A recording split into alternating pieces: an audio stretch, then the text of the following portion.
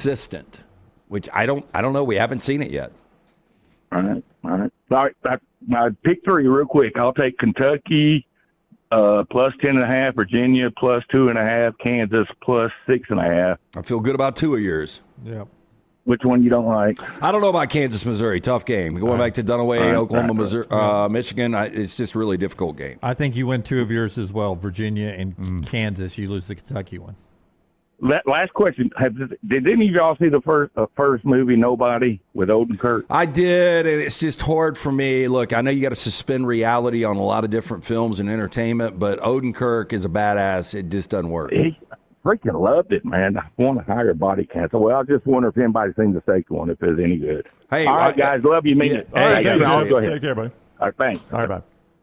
All right, that's Jeff from Anniston there with only 3 last questions. So that I'm kidding. And Brooks or Brown will enter his pick 3 officially at nextroundlive.com. Nextroundlive.com. That's where you can play the Buffalo Wild Wings pick 3. Tell us again about Buffalo Wild Wings. Buffalo Wild Wings wants to remind you football is back. So is that pick 6 from 1999 at Buffalo Wild Wings. Get into one of those great locations throughout Birmingham. This is the ultimate meal for 2. 2 entrees, 2 sides, 2 drinks. Pick 6 meal for 2 is available at participating locations for a limited time. Stop in all weekend long to Buffalo Wild Wings. Hey, when it came time to redo the master bath in the Brown house, my wife Jennifer scoured the internet looking for the right person for the job. Brad Bell is the guy she picked. I am glad she did. He came out, looked at our bathroom. We gave him our revision. That's exactly what he did. And you can see more. Scott shows you before and afters of my bathroom. You can see many, many more at alabamabathremodels.com, alabamabathremodels.com. Now, what Brad specializes in is master bath, kitchen, and master bedroom closet remodels. The reason I bring that up is that is rooms you're going to enjoy while you own your house, but when you go to sell your house, you're going to get some cash back on those because those really pop when the realtors are showing it off. Master bath, kitchen, and master bedroom closets. He can do anything, but he specializes in that. So you can see more at alabamabathremodels.com or call Brad, 205-422-1758, 205-422-1758, or alabamabathremodels.com. Take the next round anywhere you go with official Next Round gear. Buy yours today at nextround.store. Catch up on all today's Next Round on demand through the podcast platform of your choice, Apple, Spotify, iHeart, or Google Podcast, wherever you listen. Always like, follow, subscribe, and turn on automatic downloads so you never miss any part of the Next Round. Twin Peaks is the best in the game. Here, you're in the red zone for every college rivalry and divisional matchup all season long. I mean, where else are the scenic views as good as your view of the game? Only at Twin Peaks, the #1 sports bar. What are you waiting for? It's non-stop gaming action at Birmingham Racecourse Casino. Come play more than 900 of the latest and greatest games around, featuring fun bonuses and big jackpots. You can wager and win on horse and greyhound races from all over the world. There are more ways to win at Birmingham Racecourse Casino. Birmingham Racecourse Casino, located off I-459, exit 31, Derby Parkway. Must be 21 or older. Have you been injured in an 18-wheeler accident, company truck accident, car accident, or work-related accident? Call Alabama's largest personal injury firm. Alexander Shinara Trial Attorneys will fight for every dollar you deserve, and it won't cost you a dime. Trust me. What do you say, man? Call me, Alabama. Call 659-777-7777 or go to Shinara.com. No representation made that the legal services provided are better than legal services provided by other attorneys. Follow Scott Forrester on Twitter at ScottForresterTV. Jim Dunaway, Lance Taylor, Ryan Brown. Live from the Birmingham Racecourse Casino Studios, the Next Round, presented by Bud Light, is on now. All right, big weekend. Alabama cruises as you should against LA-Monroe. Auburn cruises as you should against Ball State. We'll get to those games coming up. Kalen DeBoer's buyout conversation pushed to the side for a week. In comes Billy Napier. Big different number. We'll get to that coming up and so much more. It was the opening weekend in the NFL as well. Lance with his Ram hat on, ready to roll into that conversation. He actually went to bed last night on maybe the game of the year. Yeah, I don't know what happened there. I was telling Brown and Bo before the show, at the 9-minute mark, it was after Henry's big run, which, by the way, that water bottle that came flying out of the crowd. I mean, one of those is going to catch somebody flush one day. I don't think it would do anything to Derrick Henry. But after that touchdown, then Buffalo ends up punting. I think there was 9 minutes to go. They're down 15. I was like, there is not I knew Baltimore was going to be really good this year. I was like, damn, they dominated. I mean, they so shut good. it down. I wake up in the middle of the night to grab my snack, and I just checked the final to see what it was, and I was like, you have got to be kidding me. How surprised are you? They walked this thing off? Yes. Yeah, they were down 40-25 with 4 minutes left, and the Ed Oliver getting the ball away from Derrick Henry is not easy. No. And for Ed Oliver to get that ball on the ground, and then for Josh Allen to basically be perfect down the stretch, as they said in the broadcast, is there any doubt to the MVP conversation is with right now? Josh Allen was inevitable. Yeah. He's the best quarterback on the planet. I mean, just everything he does. Again, I'm not a big fan. I know Brown's not a big fan, but the guy is absolutely amazing. And back to Ed Oliver, you guys remember how highly recruited he was. Ends up signing with Tom Herman in Houston. And we remember maybe the most infamous thing about him was the exchange between him and Major Applewhite with the "you're not playing, you're not wearing the coat." Yeah, he didn't get to wear a coat on the sidelines. But not only the play against Derrick Henry, the strip, but the sack that he made on Lamar Jackson. And Collinsworth was talking about that is just an incredible play. I mean, he was disruptive last night, but what a hell of a game. Yeah, your Rams get a win with Matt Stafford being healthy, and he was all smiles afterwards. Yeah, that was there's just nothing comes easy in the NFL unless you play the Dolphins, which we will get to in a minute. But no, we won't. Let's don't. But, the Rams to not give up a touchdown all day, and then you fumble on your own 18 going in to close the game out, and then here come the Texans. Just one of those methodical drives, and, of course, Brown tries to rub it in. Man, you guys would have lost if you don't get the fumble. You would have. I think the Texans were going to score right there. I think they would have. Yeah. But the punch out there at the end was pretty incredible. But most of these NFL games, I mean, we've talked about it before, they just all come down to the wire. So any win you will take. The Bills were going to lose if they didn't get that fumble. I know. I mean, yeah. They were. No, they were. So were the Texans. I mean, the No, Texans. but I mean, he just right stirred it up. Hadn't heard from him all day. I did not. Just a text. If you guys don't get that fumble, you lose today. That's not what I said. I said Houston was going to score if y'all didn't get that fumble. It was a compliment to Landman, some guy named Landman who knocked the ball out. What? Yeah. I mean, if the Dolphins had gotten 4 or 5 fumbles, y'all had a chance to win. Instead of giving 4 or 5? I don't know about that. I don't know, Jim. That was the worst performance I've seen in a while. I agree. Well, I got your boy coming up on 4 downs. Okay, and fire him. Fire him. I mean, to be that unprepared, Fire him. I don't. And congrats to your Bucks. You went to the game. You got to go see them win in Atlanta. What we got here? What? Dunaway was setting something up. I brought you Forster. Little did we know. I saw those. They gave out 60,000. Yeah, that seems like such a bad idea because of how it can block some people's views and those things going nuts. That starts a fight. 60,000. The kid behind me that was waving this one, I say kid, he was 17. He hit me in the head 3 times. No, he didn't. Yeah, 3 times. Don't you think it was purpose? Probably. 100%. Because they were. Did you have Bucks gear on? I did. They were teenagers, and I turned around the 3rd time. I said, "Dude, I know I'm old, but I'm about to snatch that out of your hand." Oh, man. Did he not do it again? He didn't do it again. You're like, I'm so sorry, man. I'm just waving it and it hits you in the head. I'm just excited about my team, sir. Yeah, that's fine. Until the end. But after a game of capture the flag, I'll give this to you, Forster. Wow, you captured it. You can take this to the house. Hilarious, Dunaway. I knew you were setting something up. Come on, Forster. Yeah, Young Ho, we've already talked about. He's got to go. Great leg. You never know where it's going to go. I mean, when the Bucks and the Falcons get together, it's going to be a great game. The Drake London, the unfortunate thing for Falcons fans is I thought it was a catch. But once you call it incomplete in the end zone, there was no good angle. I don't know where your point of view was.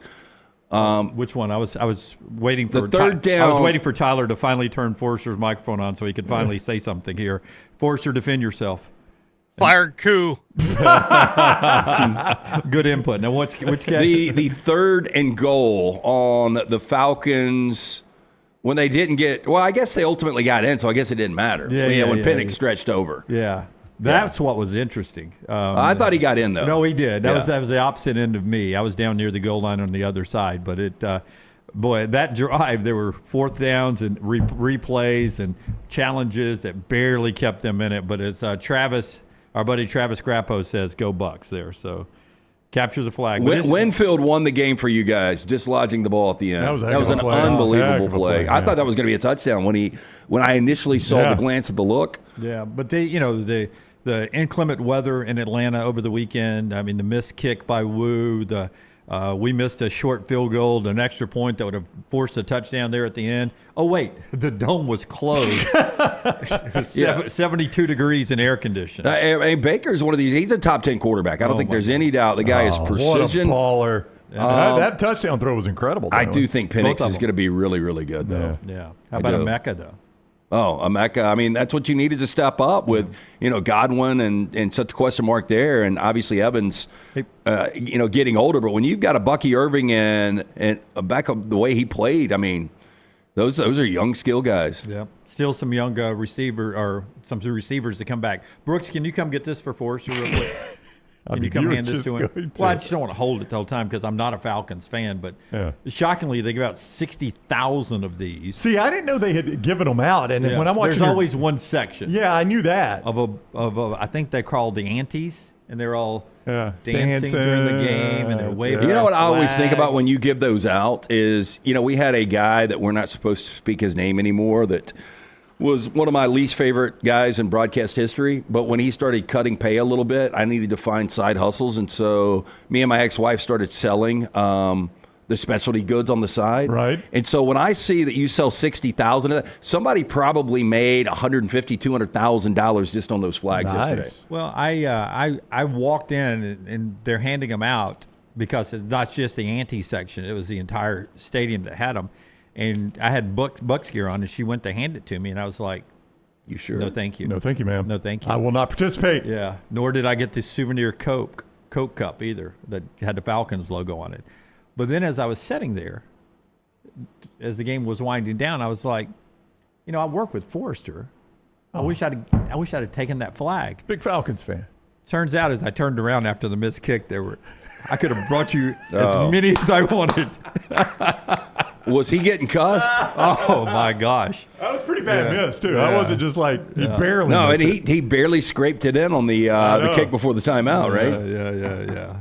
And he hit Todd Bowles did not like that. He bounced one in off of one upright one time. So. You got to have a quality kicker. I mean, seems like the college kickers were better this weekend than the NFL guys. Yep. Which is crazy. I think it's the new ball or their balls that they're kicking with. It looks more like a basketball. But that was supposed to be a positive benefit to them. Yeah. They get it all year. Takes a while to get used to bending it back in there because Woos did not bend the right direction. Just on the surface, better games this weekend. The crap schedule we had in college, I mean, the games are outstanding. We had some great games. Week one in the NFL, my God. I don't have to pick. I had them all. I mean, there were great games all around. You know me. I'm a big college football fan. I don't love the NFL like you guys do. I will talk it all day long, and I enjoy it, but I love college football. And there was a ton of interesting games. But I understand. And as I sat and watched that Bills game last night, that was just dramatic television. That's about as good as it could get.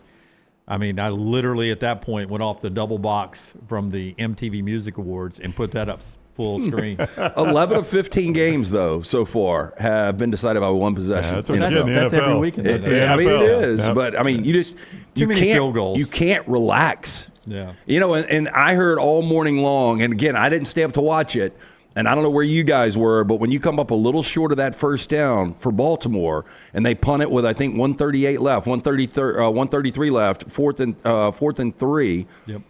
I'm one of those, like, I'm aggressive, but I would have punted in that situation. You wouldn't have? I would have punted. Yeah, it felt like punting was the right thing to do, though. When you watch that game, you're like, nobody's stopping anybody. You kind of want to go for it, too. And you've got Lamar Jackson, by the way. Collinsworth said, a decision here, and Tirico was like, you're already in field goal range. If you don't make it, then they're already in field goal range. That would have been my point. That's the problem, But if you do make it, the game's over. I mean, I sat and watched Tampa Bay after we fell behind drive down the field in too quick. Because then they had 53 seconds to get back in Well, field goal you range. guys, and look, I know we're all over the place, but you tell me if I'm completely wrong on this, because Saturday night, I had a buddy, he kept reaching out. He was in Starkville for the game, and I'm like, this is going to be a crazy finish. I didn't foresee that. But when Kenny Dillingham, they go on a 95-yard drive, and it's 4th and 1 at the 1, or 4th and goal at the 1, I'm like, I think it's a tie ball game. I think you go for it in that situation. No, you kick that. I think you go for it because if you don't get it, it's still a tie game. I just thought Mississippi State, once they kicked, was at least going to tie it up, and I thought more than likely win. State had done nothing in the second half. It was 17-0. Yeah. I know. I know. Yeah. I would have kicked in a heartbeat right there. Yeah. State had done nothing offensively in the second half. And still, I don't know how that guy was wide open. We'll talk about that. It was a good feel-good win there. Monday Morning Live, if you missed all of our college football discussion, we just finished that. With an hour every Monday morning right there with Tom Luganbill. It's available wherever you get our show. The Lance's Lock, brought to you by our friends at Hemp Hill. That gets us rolling there. Our friends at Hemp Hill, all over Trustville, by the way. When I was out there for the high school game with Vestavia. Did you see our man Chad doing color? I didn't say hi to him because we were on opposite sides of each other, but his big mug is on their big screen, and that's about as college of an atmosphere you're going to get. In Who high won school. that game? 28-14 Trustville. It was 14-14, and then one long run broke it open. Then Vestavia had to take some chances. But, I mean, they got the LED light shows. They've got sparklers and fireworks. It's like they got a lot of sponsors, too, don't they? It's almost Jordan Hare Stadium. Speaking of Lance's Lock, before we get to Hemp Hill, great weekend, winning weekend, college football. So far, not to jinx this, we are undefeated in the NFL. We are 5-0 to start the NFL season. We will have a play on tonight's Monday night matchup between the Vikings and the Bears. But another great weekend at Lance'sLock.com. Jump on board and win with us. If you're trying to dig out of a hole from this weekend, we will have a play for you tonight. We'll have Major League Baseball as well. Lance'sLock.com. Always brought to you by our friends at Hemp Hill Services. Trust the name. Birmingham has trusted since 1954 for all of your plumbing, heating, cooling, any of those issues arise in your home or business. They are ready to serve you. Call Adam, Chad, Andrew, the guys today. Hard to stop a train. For more information, hemphillservices.com. And you can play tonight's NFL action, Monday Night Football, with Chicago playing host to Minnesota. You can play all the college football action coming up this weekend at mybookie.ag. Code next round when you sign on to mybookie.ag. Use that sign-on code, and when you sign up, your first bet is backed by a $500 bet-back guarantee. Here's the way that works, the bet-back guarantee. Of $500, you make your first bet. If you lose up to $500, they put it right back into your account, and you can fire down again with that bet-back guarantee at mybookie.ag. Mybookie.ag, code next round for that bet-back guarantee. Bet anything, anytime, anywhere, and get off to an enjoyable start this football season with our bet-back guarantee from mybookie.ag. That's when you use code next round. mybookie.ag, code next round. All right, let's go Auburn first. We always go Alabama first. Let's go Auburn first. They are back in the national rankings. AP poll came out on Sunday, and Auburn is in at 24. The new AP poll looks like this, as you see it up there. Ohio State, Penn State, LSU getting a couple of first-place votes. Oregon now getting one, and Miami. That's your top five. Then Georgia, Texas, Notre Dame, Illinois, Florida State up to number 10. Hold that. Maybe Florida State's just good. And Alabama's not bad. South Carolina, Clemson, Oklahoma, Iowa State, Tennessee, Texas A&M, Ole Miss. I know what you're saying, Jim. You're just reading the SEC standings. No, this is the AP top 25.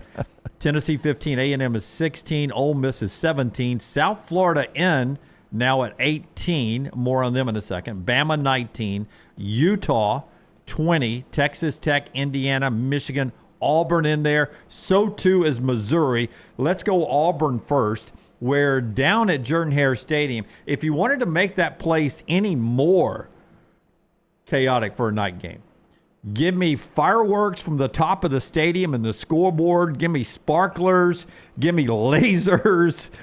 I mean, it's like we fell into a video game. What's that movie where you fall into the video game? Tron. Tron is one. Is it Jumanji? Yeah, that's a board game. What's that called? Jumanji. Are you thinking of Wreck-It Ralph? But I think they Wreck-It Ralph is one. Thank I mean, you. there's a lot of them. Well, this is almost like Olympic opening ceremony. I mean, look at really? this. I mean, and they played football. They didn't cover. Look at that. That is wild. That's beautiful, though, isn't it? Oh, yeah. So obviously that's night game only. You can't really pull that off in a day game.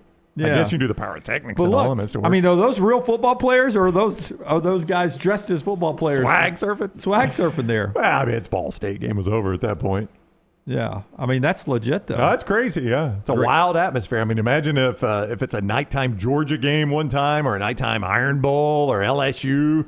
Yeah, it's almost like I want that. to save some of that for it, but Look at that. I guess it doesn't matter. Yeah. That's a good debut. No, that's fantastic. Yeah. I mean, it's wild how far these stadiums have come. Like, well, I don't know if anybody in the country is like that. I mean, no, I'm just saying, though, like, you go back to the 90s when they still had a Birmingham Post-Herald scoreboard, and, I mean, it's just an old, it's just a normal stadium. And then, I mean, Bryant-Denny's the same way. Tiger Stadium's the same way. All these stadiums over the last 20 years, all the junk that they've added is crazy.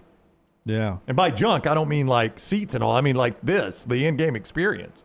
Yeah. Yeah, I mean, I understand it with the money and this billion-dollar industry. What's crazy is going back to the game on Friday night that you called between Vestavia and Hewitt. Oh, how much they're doing at high school. Like, now, how they're getting this kind of money to have these LED big screens. I mean, this is all about, it helps your atmosphere. That this is all about giving people a reason to get up off the couch and go to the game, right? As crazy as that sounds. Yeah. By the way, them stay until the fourth quarter. It was Ball State, but it was packed in the upper corners of that upper deck that is not always packed. It was packed there, and it was a legit atmosphere. And then the team went out there and beat Ball State the way you're supposed to beat them. I know they didn't cover 42-3, but they did exactly what you knew they were going to do after running it down Baylor's throat. You wanted to throw it a little bit, and Jackson Arnold 24 of 28, 251, 3 touchdowns, and we finally got to see what Eric Singleton would look like with the football. Yeah, look, I mean, 4 touches, 2 touchdowns. Yeah. I mean, Eric Singleton's going to be we talked about it the offseason. I mean, that was a big, big loss for Georgia Tech because this guy is dynamic. He can do a lot of different things. And, the Jackson Arnold against Baylor, you're not going to see him go over 100 yards like that, but he is an athletic kid. And once he starts to continue to build confidence throwing the football, this could be a really dangerous team. Here's Hugh Freeze getting asked about intentionally getting the wide receivers. By the way, great dynamic. Before we play this down, punch it up. Remember last year where it never seemed like Peyton Thorne and Hugh Freeze even got along? Yeah, it's like... Now we do the news conferences together, quarterback and coach. Yeah, well, I mean, last year, Hugh was doing them, then Peyton was coming on our show basically saying the opposite of what Hugh had just said, and then Hugh had to come out the next day and be like, well, Peyton said that, So now they're like, let's just do it together. Yeah. Let's cut out the What middle is the bit. mic flag there? Some hospital, I think. Yeah. Is it Piedmont, I guess? It's East Alabama Baptist, I believe. Yeah. But they're like, let's do them together. Let's just cut out the middle, man. Let's don't even worry about that. So they're together. So you're going to hear them. They are always going to know what each other's saying. So far, so good. Here's Hugh on getting the wide receivers more involved.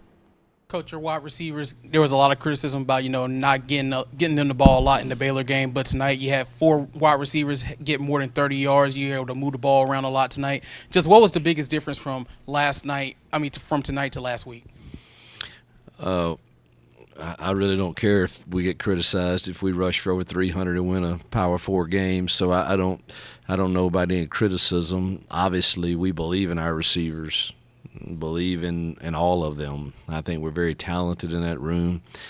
And, man, I want everybody to get touches. I really do. I love spreading it around. I love seeing different receivers get their touches, and tight ends too, and running backs. And so it's obviously good that I think we rushed for 224 and threw for almost 300. And so that's a pretty good night to spread it around for those guys. Good to get them involved for sure. And now listen, I'm going to go ahead and say this here, and we're going to say it again with Alabama. They're not playing world-beater opponents. No, Ball State's no good. They're Neither is LA-Monroe. They're not Power 4. Right. But there's a way you go out there and do this against those type teams. And I thought for the most part Auburn did that. It wasn't perfect by any stretch of the imagination, but I thought they were more physical and they were faster the way you're supposed to be in game 2. 4 running backs got carries. 9 different Tigers had receptions. And I said last week, one of the reasons I liked Auburn minus the 42.5, 43.5 was I thought they really had a great shot at pitching a shutout. I mentioned the fact that Ball State had lost 31-0 to Purdue the week before. This offense is awful. They go out 6 first down, 68 total yards. They did get the field goal. But that was a great defensive performance. Yeah, it was. We had said going into this game, Jim, I think everybody in that stadium, Ball State included, knows if Auburn wants to just line up and run it for 600 yards, if they were like, that's our goal, they could have easily done that. Everybody, Hugh Freeze knew that, Ball State knew that, everybody in the stadium knew that. This was important, not because there was criticism, like Hugh Freeze said, I'm not going to pay attention to that when you rush for 300 yards and beat a Power 4 team on the road, but simply because you've got a new quarterback with new receivers, you need to get some sort of confidence in live game action, even if it is against an overmatched opponent. It's still confidence, and that's what they did. They went out and threw 28 times with Jackson Arnold, 24 of 28, 253, 3 touchdowns, and you built some of that confidence.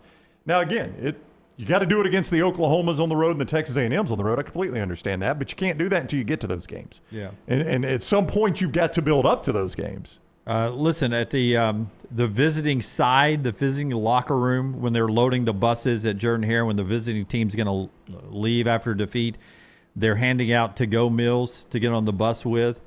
And it would not have surprised me if Auburn defensive player Xavier Atkins got a full moon meal and got on the Ball State bus. And they just let him have a seat because he tackled 4 of them for losses. 4 of 14 came from Xavier. Like, he sat down with the chow on his meat and sat there and started eating in the front row. And they're like, dude, you're not on our team. Get off the bus. I've been living in your backfield all night. My bad. I was there more than your quarterback was. Yeah, I mean, you knew how good Falk was going to be, but if Xavier Atkins, coming over from LSU, can be this disruptive, you starting to piece this thing together, you've got playmakers offensively. Yep, I agree.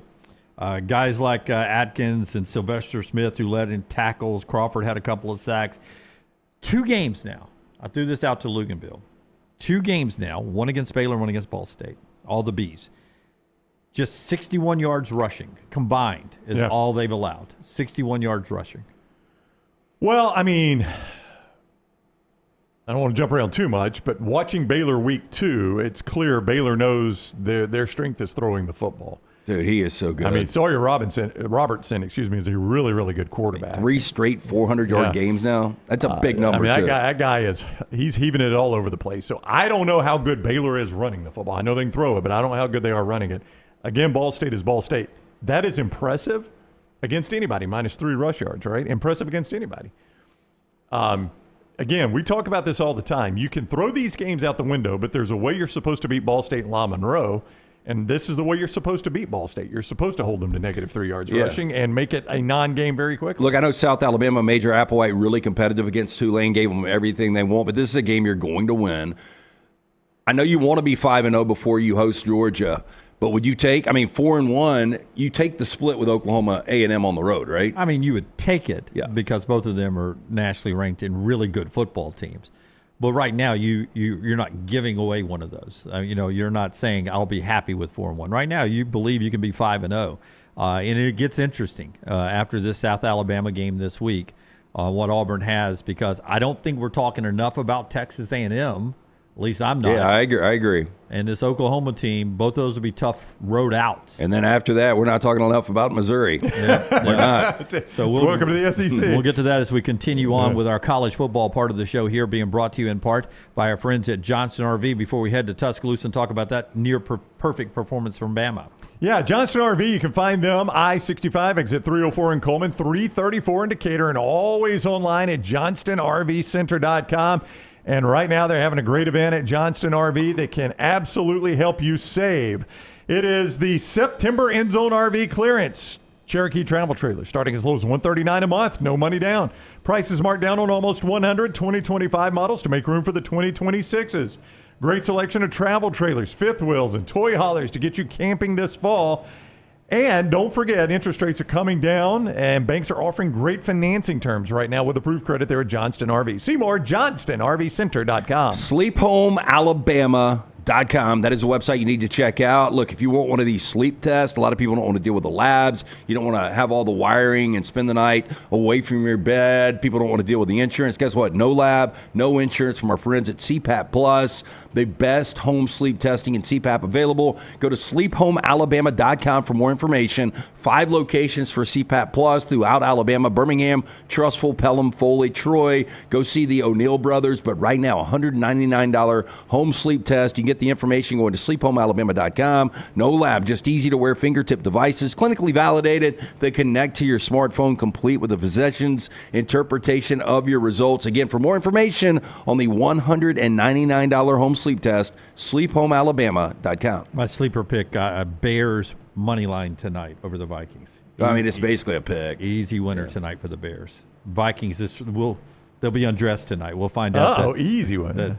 Well, if the Vikings have a big problem, you know what it is. The quarterback. Yeah. I mean, it's just an unknown right now. Quarterback problem, and on the road tonight on Monday Night Football there in Chicago. Okay, to Alabama, where it was nearly perfect.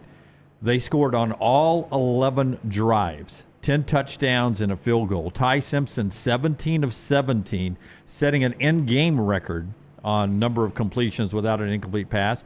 If he completes his first 2 passes this weekend against Wisconsin, he will tie Mac Jones for 19 consecutive completions. If he completes his first 3 passes, he sets the Alabama record. And these aren't little. The pass to Isaiah Horton, yes, on the pylon. Yes, I mean that is a difficult completion. Yeah, they were not all checkdowns and behind the line of scrimmage passes. I thought. Now, it's against LA-Monroe. We've already disclaimed this 3 or 4 times. But I thought Ty Simpson settled into the role a little bit better. Lesser opponent at home, too, makes a difference. No weather made a difference, too. But Ty Simpson took a step forward. Oh, yeah. Look, I mean, against, we said last week, there's really nothing you can do against LA-Monroe. You can beat them 100-0. But if you saw all-out effort, I mean, there wasn't anything Alabama did wrong in this game. So, all 3 quarterbacks get to play. If you're an Alabama fan, this is the best, and you stayed healthy, best possible result coming off a really undescribable loss. Yeah, I mean, look, we said it going into the game. We know Alabama fans aren't going to believe this until they see it against Georgia in 2 weeks. That's going to be the big test. So Wisconsin, LA-Monroe, all that. But all Alabama could do was come out and do it differently than they did it against Florida State, against a badly overmatched opponent. Come out and do it differently, and they did that. They looked crisp. They were running to the ball. There did not appear to be any effort issues. Everybody appeared to be playing hard. It's easier to do when you're up big. I get it. But, I mean, that's all they could do is come out and do that and show this is a different week. Again, do you do it against Georgia? It doesn't really matter, but that was is about as perfect as you could be. September 8th, clean read here. Ty Simpson is a better quarterback right now than Arch Manning. And Ty Simpson will have a better year than Arch Manning. He is. I mean, Arch missed 11 through his first possession against San Jose State. He ain't ready for this now. Arch has been underwhelming. I just love the fact that we're going to do a September 8th clean read on that. I'm just saying, for Alabama fans that are concerned about Ty Simpson, don't be concerned about Ty Simpson. Germie Bernard joins the show in 32 minutes. He'll be with us live at 10 o'clock Central Time every Monday this point forward. You guys agree with that, though? I'm going to need to see it against more than LA-Monroe. I mean, he's playing better than Arch is right now, but Arch has faced Ohio State on the road and San Jose State, who did not play well against. Back to Dunaway's point, we'll get to Florida State in a little bit, but I think, Florida State, it's early. Maybe so. But this is a different Florida State team. Yeah. Clean read. What is this, September 8th? Yes. 2025, 9/28. I don't have one. Even when Ryan Williams comes back, I want to keep seeing 17 on the field. I love me some Lasir Brooks. Kick and play. I mean, anytime we heard camp intel, quote unquote, one of the common names we heard was Brooks. Like, this kid as a freshman, and I know in the chat room he was very popular in the offseason in fall camp. The chat room people were talking about Brooks. That kid can play. There's no doubt. Alabama's got receiver depth. Receiver depth is not an issue for the Crimson. I mean, let's keep seeing them, man. Yeah, the offseason, how good this room was going to be. I mean, you heard Hugh Freeze talking about his wide receiver room, which we all knew was going to be really good. But, yeah, I don't think there's any problems with that. Yeah, I mean, receiver room, plenty of depth there. If you're right, Ty Simpson will continue to get them that. And I think they've got a chance against Wisconsin to build some more trust in that and some more chemistry in that, and then you start to get a little healthier when Georgia rolls around. I don't know. I mean, it was LA-Monroe. That was a team. By the way, we talked about the yellow school buses. Their actual bus broke down on the way to the game. I don't know if you guys saw that. I did not see that. Yeah, they broke down on the side of the interstate. Had to get a fresh bus to come pick them up. I mean, maybe they should have used the old dependable yellow school bus to get there. Well, I hope Brian Vincent chewed the athletic director out. Well, it was charter buses. I mean, what's he supposed to do? Brown, the joke is he is the interim athletic director. Brian Vincent is? I didn't know that. And he wants to keep the job. He says the best chance for us being good moving forward is I'm the athletic director. He wants to go old school. Yeah, we get a check for $100,000. Okay, I'm going to keep $99,000. I'll give $1,000 to the rest of these sports to chop up. To basketball. 2 for me, 1 for basketball. 2 for me, 1 for volleyball. Hey, and for the record, I'm not saying Ty Simpson is an elite quarterback. No, All I'm saying know. is this point, I think he is a better quarterback. And again, different competition. I am just predicting that he will have a better year than Arch overall. All right. By the way, acting athletic director Brian Vincent put in his back pocket a $1.925 million check to go back to LA-Monroe. That's the payment for that. Was it worth it? Much needed win. Yeah, it was worth it for them. Yeah, it was worth it for Alabama. Well, my wife asked me on the way to church. She didn't pay attention to the game, but on the way to church Sunday, my wife said 73 points. I mean, is that considered a little tacky? And I'm like, man, you're getting paid to be there. Well, not when you let Austin Mack come in. He was 8 of 10. Yeah. And then you let Keelan Russell come in. He was 4 of 6. You got the backups in there for most of the second half or all of the second half. Largest shutout since 1951. I saw Bear Bryant beat Virginia Tech 77-6 at Legion Field. They beat Cal 66-0. Sometimes, as Jimmy Johnson says, I can only coach my team. That's right, and that's what I told my wife. I'm like, Kalen DeBoer can only coach his team. I don't think like they were heaving it deep. They were just running their offense, and I think if you're Bryant Vincent, you understand that, right? Yeah, I mean, again, that's why you're back to paid. Dunaway's point. Yeah, $1.9 million, great for the program. But look what Ohio State did this weekend. Look what Penn State did this weekend. Look at even what Oregon did this weekend. Exactly. I think people are going to lay it out there. By the way, in-state starting quarterbacks between Jackson Arnold and Ty Simpson, a combined 41 of 45, 477 yards, 6 touchdowns, no picks. Yeah. Hugh says Jackson could have been perfect, too, if it wasn't for him calling the wrong plays 3 or 4 times. All right. Bojangle tender moment of the day. And then we'll do more college football and then get to Germie Bernard here on the show. Tell us about Bojangles. Yeah, you can make a bow time for you either at lunch today, breakfast tomorrow, or those great tailgate parties coming up over the weekend, either at home or on the road. From sweet to eat, they got 7 sauces that go great with their hand-breaded tenders. If you're looking for sweet, maybe some honey mustard, some tang. How about barbecue, creamy buffalo, or peach honey pepper? If you want the heat, smooth and creamy, you get ranch, the house-made ranch, jalapeno ranch, classic bow sauce. And for breakfast, how about that pork chop grilled biscuit back at Bojangles for a limited time? You missed it missed you, so it is back right now at your local Bojangles. There's no L in there, Ryan. Bojangles, it's bow time. Listen, one of my favorite parts of game day now is when McAfee and Herb Street go over there and they let a student kick. They're 2 for 2 this year. I think they've given out $600,000 or so to 2 students so far. Cannot believe that kid made that kick this weekend. Oh, he drilled it. He said he'd only kicked 1 time. Well, I mean, like the uprights were that's why he raised it up. And I typically don't see this live, but he was like, the way this thing, you're going to have to hit it left. We're going to raise it to $200,000 for you and $100,000 for the scholarship or whatever. Yeah, but that wasn't the best contest this weekend. Before you show it, Forrester, let me set the scene. Missouri and Kansas don't like each other. They're playing each other in Missouri.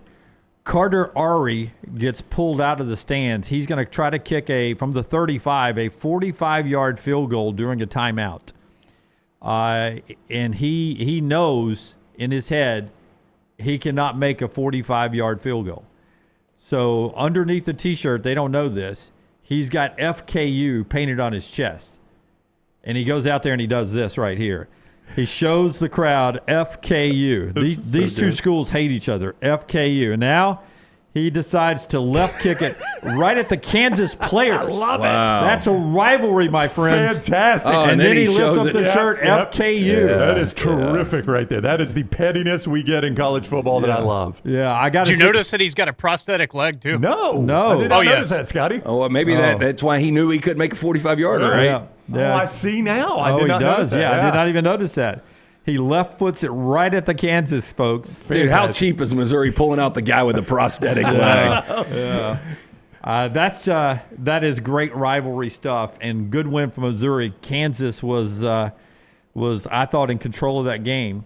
Ooh, and then a 15-point comeback. And Missouri, Bo Pribula right now, 5th in the nation in completion rate, 79.1%.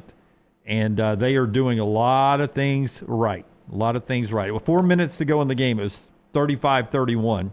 And they get that final touchdown. And put it on ice. Yeah, the stats were a little misleading in that game as far as like when you saw Kansas, controlling, at least you thought in the second half, you start to look at the numbers though.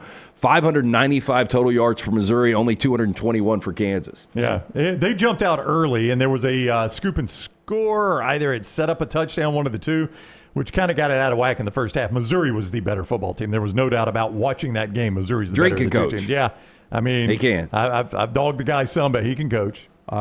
Here is the amazing stat that is a little wake up news for you as we go into week 3 of college football. This from Bill Connolly, ESPN. Right now, Bo Pribula has more non-sack rushing yards than Lenora Sellers. Wow. So take away, it shouldn't be a stat. The sack yards should not account against your rushing, by the way. Should count against your passing. Yeah, like it does that in the NFL, yeah. Pribula, taking away the sack yards, more rushing yards than Lenora Sellers. That's hard to believe. Yeah. Interesting games, threes coming up. We'll get to all that throughout the week. Germie Bernard joins us at the top of the hour. More college football when we come back. Show being brought to you by our friends at Storm Restoration Roofing. That's Greg from Pell City. Hey, A-plus rated with the Better Business Bureau. Hey, locally owned over 20 years. You don't want some outsider coming into your house or onto your roof to check out your most important investment, the one that protects your family. That's where Greg and Andrea, this family-owned business, is so important to you. Friends, let me tell you, Storm Restoration Roofing can help you a variety of different ways. First of all, great relationship with the insurance agents. And that means they're going to go into assessing what they're going to pay you with a better attitude than if they don't have a great relationship, like some of the roofers do around here. Great with the insurance companies. Also, your deductible sometimes can be out of whack on some of these home insurance policies.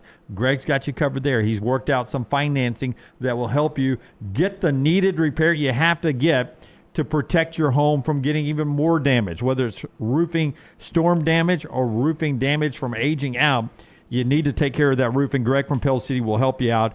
Full roof replacements, storm damage repairs, and everything else. And because he's such a good family man, a free, no-cost roof inspection. Free, no-cost roof inspection. 205-542-3531 or Greg from Pell City on Facebook.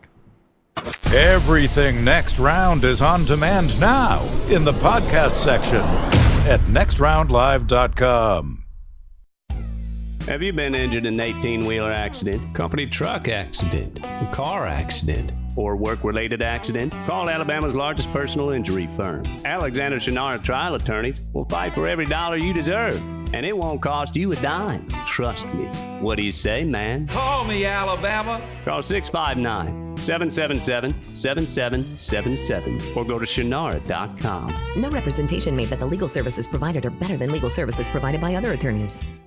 Hey, Lance Taylor from the Next Round to tell you about one of our favorite places for breakfast, lunch, and dinner. That is Hamburger Heaven since 1982. Hamburger Heaven has been serving Birmingham's best hamburgers, cheeseburgers, French fries, hand-spun milkshakes, and sandwiches made fresh to order. All of their ingredients are fresh and prepared daily. This includes their beef, always fresh, never frozen, hand-pattied each and every day. For breakfast, lunch, or dinner, visit any of the 4 locations, Highway 280, Irondale, Gardendale, and Homewood. Hey, there's nothing worse than waking up to a plumbing problem. Don't get caught in a flooded house. Call the guys at Hemphill Services. Adam, Chad, and the team at Hemphill are the only ones I trust to fix it and fix it right the first time. Hemphill Services does it right and always at a fair price. For all of your plumbing, cooling, and heating needs, trust the name that Birmingham has trusted since 1954. That is Hemphill Services. Call now, 205-229-2090. That's 205-229-2090. When you crave activity like we do, you belong in the Roback family.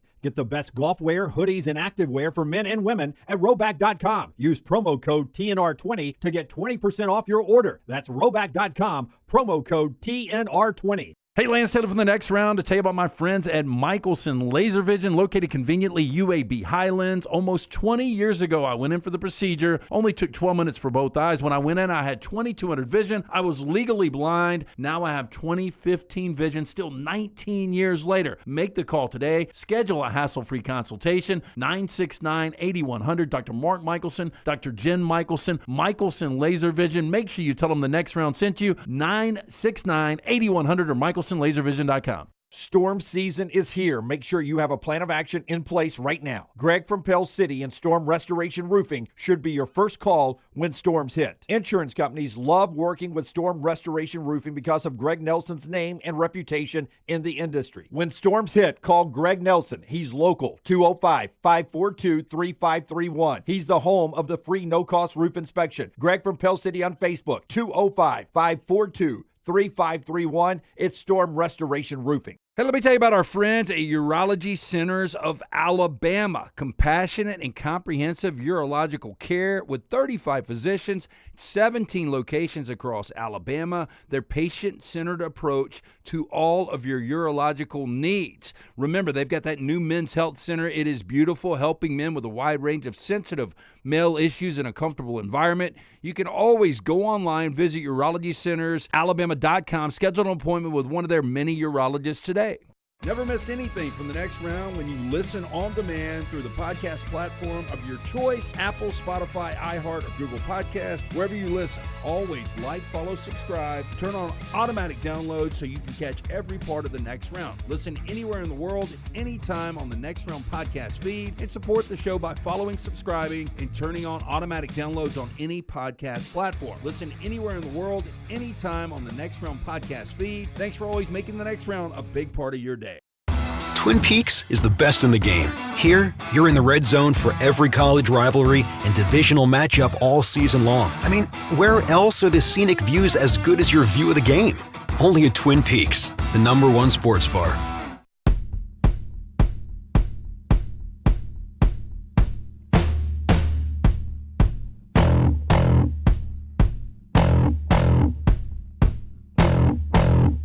Back with you on the next round as we roll into segment number 2. Bama receiver at the top of the hour. More college football takes here in a second, but Michelson Laser Vision brings you our viewing menu. Tell us about Michelson Laser Vision LT. Yeah, 205-969-8100, the number I called back in 2003. I had the 2200 vision. I was legally blind without the aid of contacts, wasting money each and every year on the contacts and solution.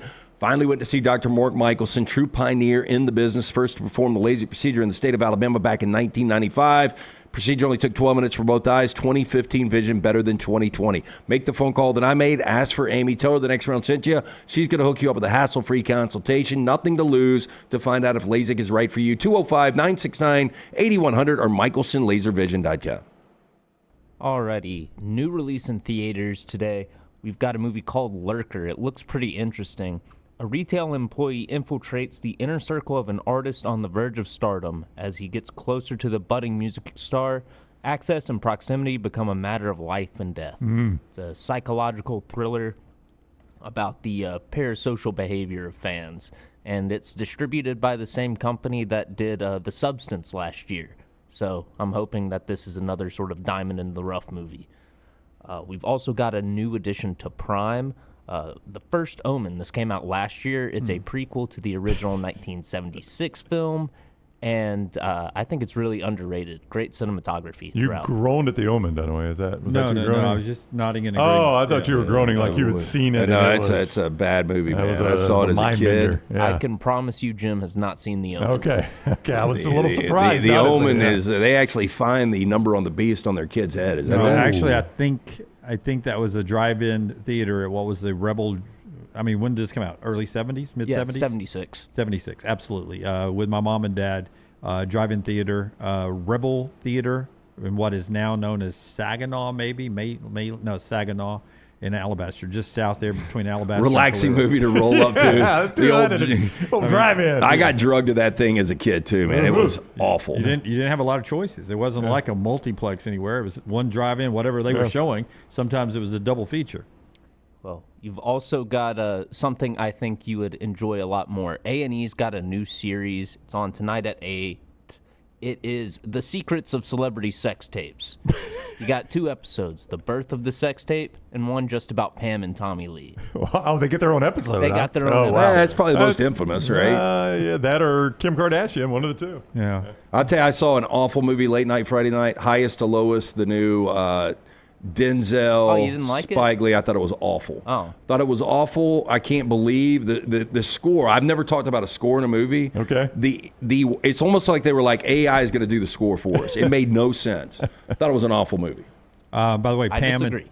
Pam and Tommy Lee, are they talking about the extended length movie that they have on that one?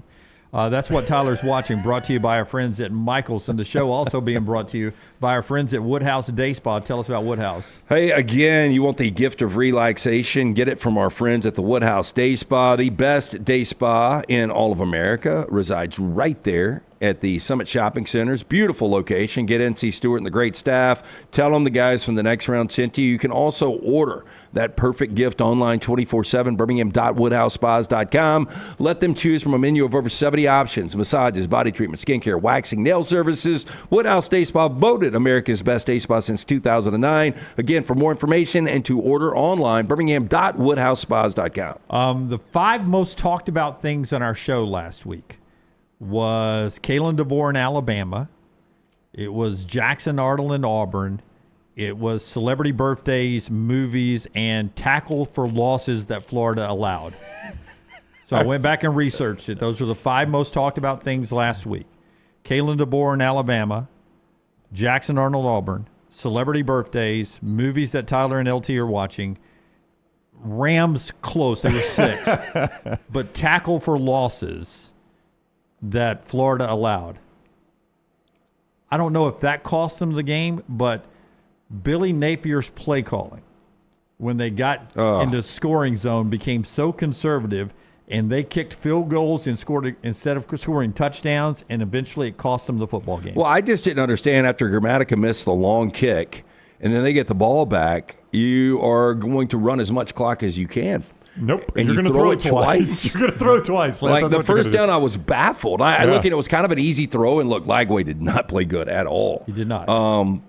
But you got to run the football in that situation. And I didn't understand what he was doing, and that is an absolutely awful, awful loss. On the other side, Alex Golish, I mean, congratulations to South Florida. Although they're ranked, and we knew they would be if they won this game, they're still catching 17.5 again this week. Yeah, it's a tough schedule, but they can lose that one and still be okay as far as the playoffs go. I don't know how you save him, man. I don't know how you and listen, this is a team I had in the playoffs. I am going to be so wrong about that with Florida. But if you're Florida today, I think the door has closed. 11 penalties, bad clock management. Yeah. I mean, you're a 17.5 point favorite against a Group 5 in your own state. Yeah. And you lose that game. I mean, I have not spent much time in Florida other than vacations, but I got to think they look down their noses at South Florida. I mean, what do you think? We are the University of Florida. Well, here's what doesn't help either. It's the first team in the state of Florida not named Florida State or Miami to win at the Swamp since 1938. Holy cow. But, that's a bad one. Here's your problem. Florida not ranked. Guess who is? Miami at 5. Florida State at 10. Yeah, now and the South team Florida, that just beat you, South Florida at 18. Yeah. No, here's the more telling side. And, Brown, you could be wrong about Billy Napier. He can save his job again because his 3 next games include number 3 LSU this week, number 5 Miami, and number 7 Texas. Just 3 of the top 7 teams in the country. That's it. And, by the way, the gimme game, the 4th one, against 16th ranked Texas A&M. Yeah, like if they were to win those 4 straight, they're 5-1. They're probably number 3 or 4 in the country, and nobody even says a thing about South Florida. The problem is now you're almost a double-digit favorite on the road against LSU, and it's college football. It's not going to blow me away if they go win at LSU. No, not at all. It's college football. You just fired him, Brownie. Make up your mind. Make up your mind. But LSU, as good as they looked against Clemson, didn't look good against La Tech. Clemson looked horrible against Troy. Clemson, all those things. So it's not going to blow me away. But my point was going to be, Jim, that's going to be a blip on the radar. I just don't think that team can survive those 4 games you just reeled off. That team I just saw at the Swamp. If they go beat LSU, they get emotional, big upset. Okay, that's great, but what is the big picture going to look like? The big picture is sometimes the opponent can be better than the uniform. And Florida State, I think, is going to end up being better than the Florida State that you guys thought were walking in. I did not see this. Again, long season still. And this South Florida team took it to Boise State. And I hate to say this when it's all said and done, it wasn't just Ashton Genty that was gone. They beat a really good offensive line, and they just did it again. Those are two good offensive lines that South Florida held in check. They haven't allowed 30 points in 2 games against Boise State and Florida. That's how they got some dudes at South Florida. Oh, hey, and they can get after the quarterback. That's what's a little scary for Miami and Carson Beck. Like, if they put the pressure on Carson Beck that they can, I thought Vegas would adjust this number and it would be under 2 touchdowns. I am shocked it came out where it did. Yeah, I mean, do you trust Mario Cristobal in this game? Alex Golesh is the better coach. Yeah. He is. No, I mean, he was the better coach Saturday, and I mean, Alex, I would not have let him leave Ben Hill Griffin Stadium if I'm Scott Strickland. I don't know if Scott Strickland's going to get to make this hire. That's very popular in the chat rooms to hear that. Yeah. See the footage of the South Florida coaches. Leaving the booth. Yeah, but like sharing that hallway, and it was just so uncomfortable and awkward. But what are you supposed to do? What are you supposed to do? Yeah. They're celebrating. Florida coaches are just walking like they're walking to get their cigarette and blindfold. What's worse, though, those coaches running to get on the elevator so they can get down and celebrate, are the Mississippi State students following the Arizona State players into their locker room with the goalpost, poking them in the back, basically. Yeah, giving them the shocker. Right? Yeah, I mean, it was like, if you guys will hurry up and get in your locker room, we've already got this thing, and we're carrying it out. We're going to celebrate. Yeah, we're going out on this massive quad we have. We have a lot of pasture land in Starkville. We're taking this thing out with us. That was a weird look. You had like Arizona State players walking shoulder to shoulder with the Mississippi State students carrying the upright. Yeah. I mean, I know you can't fire Billy Napier right now. I just think it's. I mean, I say what is that buyout right now? $19.1 million. Okay. It's nothing. Yeah, they can afford that. Yeah, and that's probably not up front either. And whether you hire Golesh or not, I mean, Golesh is going to get hired by somebody because he's going to probably take this team to the playoffs this year at this point. You've got to make a change there. I think we've got enough time. You've got enough sample size. Nobody wants to hear about the Miami Dolphins. But as a Dolphins fan, I look at Mike McDaniel, and I'm like, you knew you were coaching for your job this year. And that's the performance you put out there week 1. I would say the same of Billy Napier. You knew you were coaching for your job this year. I don't even count Long Island. To Lance's point, I think IMG would beat them. Your first test, that's the performance you put out there, knowing you're coaching for your job. To me, as a coach, you've told me you don't deserve this job. Listen, I don't know if Carson Beck can handle success, but he's now 3rd in the Heisman odds. 3rd. So now he's playing a South Florida team that is hungry. We'll see if they can handle success because now they got a little number beside their name, and we'll see what that looks like as they go play number 5 Miami happening this weekend. $19.4 million. I was off by $300,000 on his buyout. That ain't saving him. Man, 19.4. They beat Miami. I mean, watch out. Look out, yeah. Okay, one more before we tell you about the great folks at Dr. B. I did not know this. Again, this may be Bill Conley. It may be Stuart Mandel. It may be Connor O'Gara. But no Florida, I forget where I read this overnight. No Florida coach has made it to year 5 post Urban Meyer. Is this 4 for Napier or 5? It's either nobody's made it after 5 years or to a 5th year. I felt this was year 4 for Napier. It's 4. Okay. Yeah. So nobody's made it to year 5 post Urban Meyer. And he's 20-20. They all got fired with better records. Okay, well, look, in retrospect, I know you guys aren't a fan, but Dan Mullen, the results weren't as bad as they have been with these other Florida coaches. 31-9, I think. Yeah. So I think Florida fans look back and they're like, damn, what they do want now, though, is an offensive guy. And you know, I know Billy Napier is technically an offensive guy, but they want a very dynamic offense. And I think standing on the other sidelines. You get that with Golesh, yeah. And imagine what you could rekindle with the Tennessee-Florida rivalry. Yeah. Golesh, a Josh Heupel guy. Against Josh Heupel. Yeah, against Josh Heupel. Tell us about Dr. B. Dr. B, best in the business. Look, if you're starting to thin out a little bit, saw a lot of players over the weekend taking the helmets off, and you see that crown start showing. Hey, if you know any of these guys, be preemptive, tell them. If you want to maintain, you want to grow some hair back, it doesn't matter if you're in your 20s, 30s, 40s, 50s. Dr. Beckenstein, best to do it. For more than 20 years, women and men have turned to Dr. B for a range of cosmetic and reconstructive procedures. T3's got that test. It's easy, painless, affordable, takes seconds to perform. It will show which medicines and compounds will specifically work for your hair loss. Men, women ordering Hims, other products online, don't even know if they work. Stop wasting money and critical time on products that aren't working. Make the phone call that I made years ago, 205-319-0316. Tell them the next round sent you. For more information, you can always go online, t3hair.net. We tell you all the time, not only is Alabama Power keeping the lights on for you and just powering your homes, they're a member of our community as well. And since 2000, Renew Our Rivers, coordinated by Alabama Power, has grown in one of the nation's largest river cleanups. What started as a community cleanup along the Coosa has grown into a movement. More than 104,000 volunteers who together have removed more than 13.5 million pounds of trash from Alabama's waterways. Want to keep Alabama beautiful? Check out the 2025 cleanup schedule at alabamapower.com/renew our rivers. All right. So I don't have a problem with it. We'll make this our Odie's question of the day. It hurt me. It hurt my pick 3.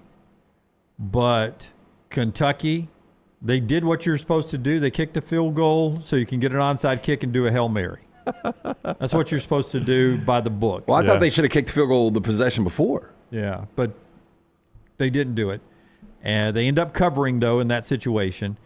But then some people, not me, some people are upset that Lane Kiffin jokingly referenced sorry to all the gamblers out there. Who's upset at it? Like media people? You've heard people say, should the coach comment about the point spread immediately after the game when he's being interviewed on the field? Those two SEC coaches, in my opinion, watching games and watching how they unfold down the stretch with the number in play, know more about the spread than any other coaches in this conference. I think Kiffin just told you he did. Yeah. Not only was it a cover, it also was an over. So you had a running into the kicker late when Ole Miss took it up 10 with their kick. If it's a 15-yard variety, which I was praying because I had Kentucky plus the points, you could run the clock out. But I wonder if Kiffin would have even pulled it off. Yeah, that's a good question. I don't know. No, I see. I was, I think that was 8.5 on our pick 3. I'd already had Illinois in the book, so I was like, come on, man, let's go. Kick this field goal. They kicked it, and I was like, done. Another winner for me. I haven't lost all year. And then here comes Mark Stoops, which you alerted me to Mark Stoops years ago. The man doesn't care about winning, but he cares about covering. How much of that Duke game did you get to watch? All of it. Those were equal teams. Yeah. Oh no, the score. What was the final? 45-19 or something like that. Dude, I have never seen 45-19. Not that close. As bad a ball security as you could possibly have with Duke. Yeah. That was it was 2 equal teams. That's why. So just be prepared. Illinois is going to get beat by somebody coming up sooner than later. Yeah. Maybe that Indiana team. Does Austin Simmons worry you a little bit though? I know. Those two interceptions. Yeah, those were not good interceptions. Yeah. By the way, a sneaky good game. We do that tomorrow, Wednesday. Excuse me. Arkansas in Oxford, Ole Miss under the lights. You know who doesn't scare you? 7.5. Zach Calzada. No, he does not. He's 16 of 16 quarterbacks. And I've got another Calzada's coming up in our 4 downs as well. Germie Bernard is up next. Tell us about Odie's as we head to break here. Hey, great place to get your week kicked off with an incredible lunch or dinner. Hang out on the patio. Get the ice-cold beer buckets full of the Bud Light. Live music every Friday and Saturday night. Of course, me and Brown will be out there again on Wednesday night for Odie's Team Trivia at the original location, Kretzline. Newest location, Edgewood. Birmingham Institution. Get in and see Will Haver and that great staff. It's Odie's Tavern. Call the next round now at 205-734-0923. Yo, kinfolk, what's good, man? Let me holler at you for a minute. You know how life can be life. You're out there chasing that dollar. Every dollar is accounted for going somewhere. Then all of a sudden, bam! Out of nowhere, a car accident. All I had to do was hit up my people at Alexander Shinara Trial Attorney. You already know when that dude Alex pulls up the trial, he shuts down the litigation situation. Yo, go to Shinara.com. Hit him up at 659-777-7777. Call me, Alabama. No representation that legal services provided are better than any other provider. What are you waiting for? It's non-stop gaming action at Birmingham Racecourse Casino. Come play more than 900 of the latest and greatest games around, featuring fun bonuses and big jackpots. You can wager and win on horse and greyhound races from all over the world. There are more ways to win at Birmingham Racecourse Casino.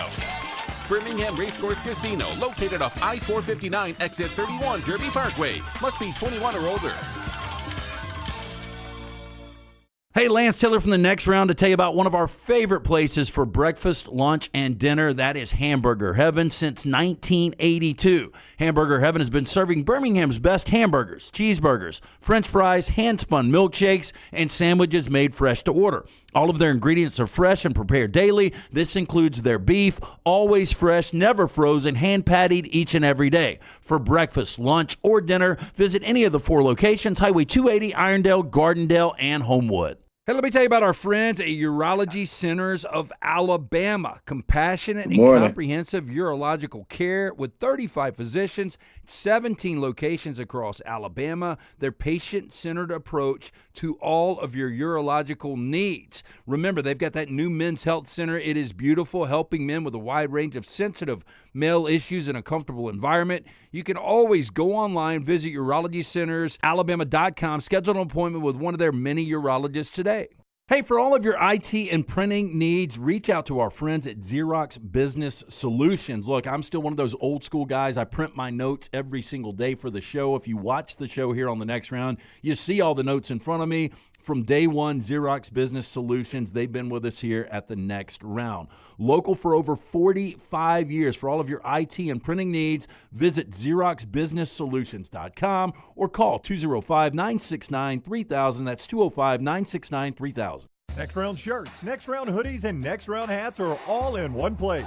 NextRound.store. Find your favorite piece of gear from your favorite show and put it in your rotation. You never know. You might be in one of our videos showing Next Round gear being worn all over the world. Find all your favorite Next Round gear by visiting NextRound.store. Place an order for you and that big Next Round fan in your life at NextRound.store. Look your best at work, at school, at the stadium, or anywhere you go wearing Next Round gear from NextRound.store. Remember the name Way to Wellness if you're battling weight loss in your life. I'm Jim Dunaway from the Next Round. There was a time I was over 216 pounds until Way to Wellness helped me lose 45 pounds, and now for over 2 years, they've helped me keep that weight off. Here's their website, aplanforme.com, aplanforme.com. That's a great name for a website because there's no cookie-cutter plan. Everything is designed specifically for you. No contract, no sign-up fees, and your first consultation is free at Way to Wellness. Stop by the New York Butcher Shop and pick up the finest in certified Angus prime beef steaks and burgers, premium pork chops, ribs, and all-natural chicken cut to order just for you. Their chef-prepared entrees and side dishes are the perfect dinner-to-go choice for your family and are ready to heat at home. With a great selection of fine wines and desserts, the New York Butcher Shop is your one-stop dinner shop. 2 locations to serve you, Cahaba Heights and on Highway 119 in Greystone. The New York Butcher Shop, rare quality, well-done service. Jim Dunaway, Lance Taylor, Ryan Brown. Live from the Birmingham Racecourse Casino Studios, the Next Round, presented by Bud Light, is on now. Don't get me wrong, chat room. I'm not saying Brooks is the best wide receiver at Alabama. We may be talking to that guy in a second. But I just want to see more Brooks. Okay. That's all I'm saying. All right. I thought he looked good. I think he earned some time. Yeah. Earned some time Saturday. All right, each Monday this year, Germie Bernard, the Alabama wide receiver, is going to join us, courtesy of our friends at Innisfree Irish Pub and Form Energy Drink. Unlock your full potential with Form Energy Drink, delivering best-in-class taste, high-quality ingredients at targeted levels, and only natural flavors. You can see more at formenergy.com. That is Form, P-H-O-R-M, formenergy.com. Germie, welcome in. How are you today? I'm great, man. It's been a good morning. I'm glad to be here. I bet it has. They're more fun after wins, right? I mean, Monday is more fun after a win, no doubt. No, for sure. And it's an off day, so you get to chill. Well, let me ask you this. Let's go back a little bit. What was the last week like? I know a lot of your teammates talked about it, and Coach DeBoer talked about it after the game. But, I mean, I know you were disappointed with what happened at Florida State. And fans were, coaches were, everybody. I mean, what was the week like leading up to LA-Monroe? Leading up to the game, honestly, we had a great week of practice. We had a great week of preparation. We were fired up for the game. I mean, we just couldn't execute at the level that we wanted to, and it was really disappointing. But we know that we can't dwell, on the games. We got a 24-hour rule, and we know we can't dwell. We know we have to watch the film and get better. And I mean that's what we did. And the players had a meeting, and we just knew that it wasn't our best football, and that we have to step it up in order, for us to get to where we want to. Like our goal is still the same, so that's not going to change at all. Germ also brought to you by our friends at the Innisfree Irish Pub, Alabama Tradition, Tuscaloosa's Game Day Sports Bar. We will be broadcasting live from there. We'll give you more information on that in the next coming weeks. But stop in for lunch, dinner, food, drink, music, everything. Great atmosphere right there on the Strip in downtown Tuscaloosa, also the location in Lakeview. So, Germ, speaking of atmosphere, coming off a disappointing loss, you guys roll back in, and everything that I watched, it looked like the atmosphere was juiced on Saturday for you guys in Bright Denny. Yeah, we talked about that in our players only meeting. We talked about even like on the road games, we know that we have to bring our own energy. Like it's all about us. So like we're very team oriented. And we know that we have to make sure that we are able to bring our own energy, like on the sidelines, because that's going to be able to help the players in the game. Emily Grace McWhorter used to work with us, did an interview that's on our platform with you.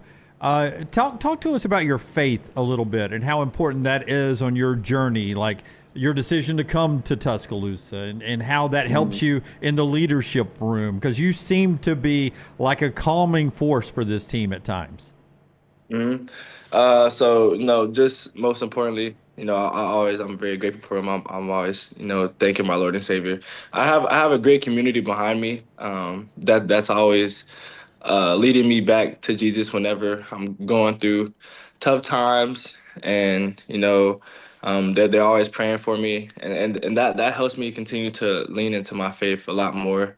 Because sometimes you can get distracted, but just having a community behind you, that's always gonna keep you grounded in your foundation. Just it makes it a lot easier to be able to continue to go down the path that you're supposed to. God has a purpose for us, and we have to follow that. And I know that my purpose is to impact as many people as I can, with the platform that I have of football. And so that's what I'm trying to do. And I'm just trying to give glory to God because he blessed me to play this game of football. Germie Bernard with us, the Alabama receiver on the Alex Shinara Trial Attorneys Hotline. He's presented each week by Form Energy and Innisfree Irish Pub. When you see your offensive coordinator, Ryan Grubb, say last week, if you're not doing it the way Germ did it, you're not doing it right. How does that make you feel as a player to hear your offensive coordinator say, basically, you're the standard right now of how the game should be played? It's just me living up to the standard that Alabama has. I know that there's a standard here, and I know that, I'm a leader on this team, and I have to do my best every single day, trying to uphold that standard. And it's not easy, but I'm able to bring it every single day, and I want guys to follow along, and because that's what it's going to take for us to win. So I know I have to bring that energy every single day. So it's just it is what it is, man. I gotta uphold it. I gotta do what we gotta do. We gotta win. So now you've got a Wisconsin team coming in. You guys heavy favorites, but it's a team that's given up less than 150 yards through the air per game. They've only given up 10 points combined. Miami of Ohio, Middle Tennessee State. When you look at Wisconsin in this defense on tape, what jumps out? We know that they have a lot of big guys. They have a good secondary. They have a good team all around. But like I said, it's all about us. It's all about the way we execute. And if we execute the way we're supposed to, we'll come out with the win. You're the one I first heard talk about how deep the wide receiver room is, because we know about 5, we know about 2. As you see these other guys get more playing time in a game like LA-Monroe this past week, how does that help you down the stretch? Let's start with Brooks. I mean, what have you seen him do that in camp so far, and can he contribute down the stretch? Yeah, all the guys that everyone has seen, some people that they haven't seen. we know that all those guys can make plays. We trust those guys. I mean, they've been doing that all throughout camp, through spring, like. So it's not new to us. It might be new to a lot of the fans and whatnot, but we know that our guys, all of our guys, can go out there and make plays. So it's not no drop off when one of us come out and one of us go into the game. Yeah, I want to ask you, because you've been with Coach DeBoer and Coach Grubb before. Like somebody said, Ryan Williams was in a slot 80% of the time in the Florida State game. As a receiver, whether you're Ryan or you, do you like being moved around in his offense? Do you prefer being in a slot? Do you think Ryan likes in the slot? What's the advantage of moving you guys around like that and maybe putting Ryan in the slot? It gives us better opportunities to get the ball. Like if you're able to be versatile, that's better for you. Like from an NFL standpoint, like the scouts see that you can play in the slot, that you can play outside, that you can make the big plays, down the field, or make a little 5-yard catch and turn it into 20, 25. So like Grubb, he's gonna do. He's going to scheme, and he's going to be able to put us in the right positions to make the plays. And, it's good for Ryan to be able to move around. I mean, he's a very versatile guy, and he can make plays. So, I mean, we're putting him in positions where he can do that. I mean, the ball did not hit the ground Saturday night, though, Jeremy. I mean, that's pretty crazy. I don't care who you are playing to go, what was it, 20 of the first 20? Is that right? Yeah. 20 for the first 20. And now your quarterback is approaching a school record for consecutive passes. You don't want to be the one that drops that one, right? You don't want to go back to the huddles. Oh, you hit me in the hands. I'm sorry about the school record there. Yeah. So I put you in a bad spot there. Well, I'll just ask you about Ty. Like, you've played with great quarterbacks. I mean, Michael Penix was fantastic yesterday in a loss. But how much have you seen Ty grow just from last season as the backup to week 1 against Florida State, where the moment didn't look too big for Ty, to being 17 of 17 this past week back in front of his home fans at Bryant-Denny? Yeah, I think Ty he's a guy that has grown a lot. Like his confidence has grown a lot. I mean, you're not playing for 3 years, that can mess with your confidence. I went through that my freshman year, but he was able to get that back. He had guys around him that helped him get that back, and he was just able to ultimately just be the guy that he's always been. He's a playmaker, and now that he's very confident, he can just go out there and let it rip and play freely. Germie Bernard, always brought to you by our friends at the Innisfree Irish Pub. 2 locations, one right here in Lakeview, also the location in Tuscaloosa, T-Town's best time, Alabama tradition, Tuscaloosa's game day sports bar. Great place to tailgate before, after the games, the Innisfree Irish Pub. Yeah, make sure you hydrate, man. I don't want you cramping on Saturday and then blame it on this interview on Monday now, okay?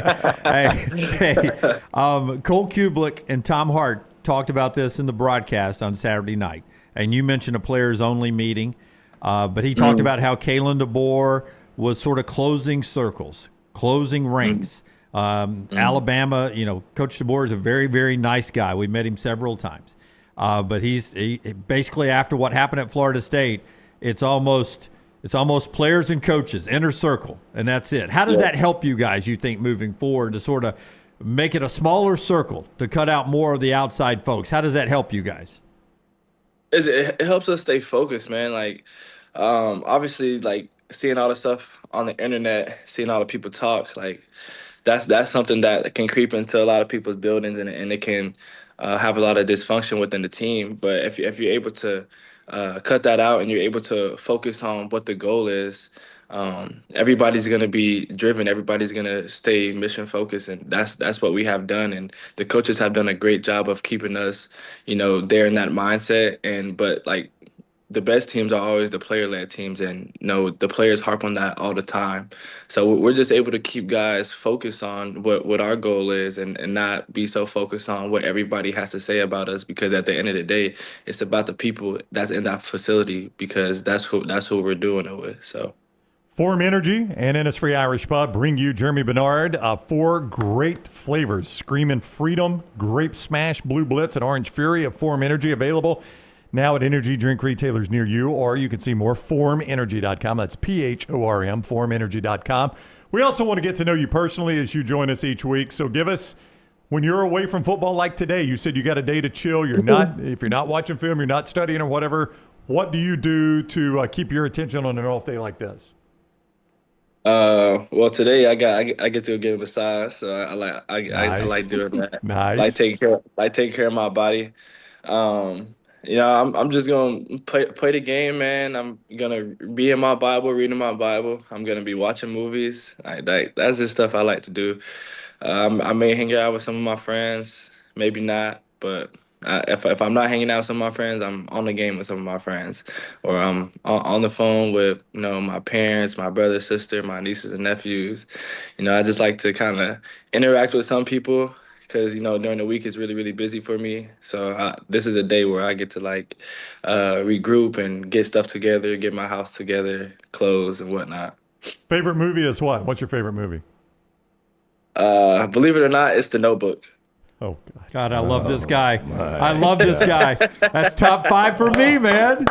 Look at that. It's definitely The Notebook. Are you guys going to question his manhood like you do mine? Hey, this guy's an NFL receiver. He could have said any movie in the world. I cannot believe one of the worst endings in a movie ever. This guy for years has told us how great The Notebook is. I cannot believe you I finally got answered that question suckered, Germ, going back and watching this movie. I'll never get that 90 minutes back. Yeah. It's a fire movie. What you mean? They don't believe in love, man. They don't believe in love. They're not lovers over here, man. They're fighters. We're lovers. Don't back down. After The Notebook, it's the Rambo series. I love all the Rambo movies. Okay, all right, those are a lot alike. Better answer. If you'd have backed it up with Felicity, man, that would have been fantastic. or The Holiday. Oh, jeez. I cannot believe that was the answer to that question. You made my day, man. Right. You made my day. All right. I'm taking vacation the rest of the week. He's Germie Bernard. Germie, thank you very much for the time. Good luck against Wisconsin this weekend. We'll see you next Monday. Yes, sir. I appreciate you guys. Thank you. Buddy, thank you. Take care. Amazon, give me a number 5 jersey. As quick as you can ship it here right now. All the movies. I cannot believe that's what he said. It's almost like it was planted. I'm fine with him liking it. I just cannot believe I love that. You said that. All right. Form Energy Drink and Innisfree Irish Pub bring you the great Germie Bernard. Form Energy Drink. What makes it great? It's derived from green tea extract, a natural source of caffeine, and crafted with zero sugar, natural flavors, and they use high-quality ingredients to provide hydration and mental focus you need to reach your ambitious goals. See more at formenergy.com, PHORM, formenergy.com. And I will have us some Form Energy up here in studio this week, so I'm picking up some of that product for us. We will also be at the Innisfree Irish Pub in the next couple of weeks. We'll give you more information about that. 2 great locations, the one in Lakeview, the original location in Tuscaloosa. Get in for a great place to tailgate, just have cocktails, and get ready for another big college football Saturday. So I know you love The Notebook. Yeah. Go ahead. A couple of sponsors, including our friends at New York Butcher Shop. Tell us about them. New York Butcher Shop had an opportunity last Friday night, or last Thursday, I should say. Went in, picked up a couple of the fillets, got some of the goat cheese mashed potatoes, one of the Caesar salads, apple pie for dessert. All of Jim's stuff at the New York Butcher Shop, absolutely fantastic. From the fresh meats to the great selection of fine wines and desserts. 2 locations, Cahaba Heights, the original, Highway 119 in Greystone. Rare quality, well-done service. It's the New York Butcher Shop. And our guy, Alexander Shinara Trial Attorneys, it was their hotline that brought you Germie Bernard, and they can bring you some peace of mind when it comes time to hire an attorney. You don't pay a dime unless they win your case. Shinara.com. They have elite trial lawyers that have recovered more than $2 billion, maintaining Alexander's core values of integrity, mastery, passion, and success.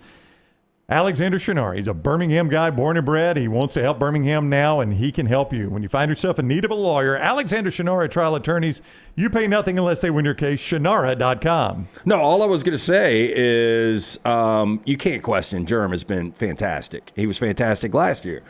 We all agreed that he is kind of the go-to receiver down the stretch. But Alabama fans, after Ryan Williams painting his fingernails and then Germ comes on and talks about the Notebook. I know. The guy Jason Whitlock's going to have something to say about that. He will if he gets that. The guy paints his fingernails for a reason. He has a stuffed animal he walks into the stadium with as a stress relief thing.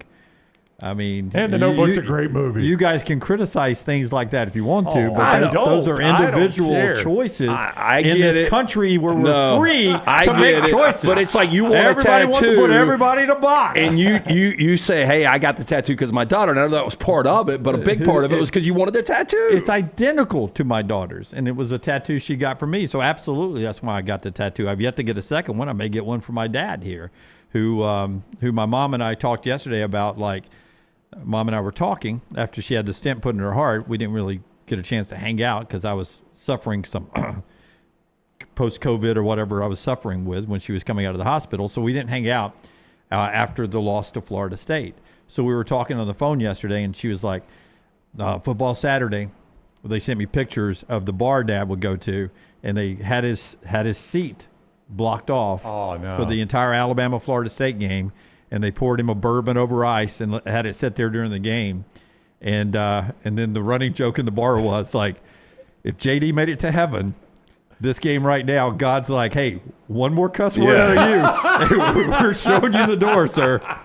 So that was the joke inside the That's pretty funny. Inside the bar was, oh my God, if JD's in heaven right now, God, the way that Alabama's playing in Tallahassee, God's about to show him the door here. That's pretty funny. There's no way they're going to put up with that. All right, so interesting time with Bernard there. Around the SEC, LSU, Braylon Moore ankle injury. He's their starting center. Don't know his status coming in with Florida coming to town. Keep an eye on the injury reports when they come out on Wednesday. You Alabama basketball fans, before we get back to the NFL, you Alabama basketball fans, this morning get a top 30 commitment from Chris Washington Jr., 6'8" forward, picks Alabama over Auburn, Tennessee, and Ole Miss. He's right there in the state of Tennessee, but he chooses Nate Oates and the Fighting Crimson Tide of the hardwood. A top 30 national player, 6'8" guy who can play on that wing and shoot the rock, offensive, dynamic player, and also plays little D. Big get for Nate Oates and company happening this morning. Big get for them right there. All right. Back to the NFL we go, brought to you by our friends at Hemp Hill Services. Hot or cold? We'll give you the hot, cold team in the NFL. Oh, we know the cold. And we know the cold. 205-229-2090. Whether you experience any plumbing, heating, or cooling issues, home or business, our guys are ready to serve you. Trust the name Birmingham has trusted since 1954 for all of those issues. Call Adam, Chad, Andrew, the guys there. Hard to stop a train. For more information, hemphillservices.com. Boy, I watched Green Bay and Detroit on my drive back from Atlanta. And I'm sitting there. They just give Jamison Williams a 3-year, $83 million contract, which surprised me that they gave him that much money. Yeah, I'm with you 100% on that. I love me some J-Mo, but his short time at Alabama, he was good. But that's big money. And he's been off the field a lot for them, too. That is big money. Yeah.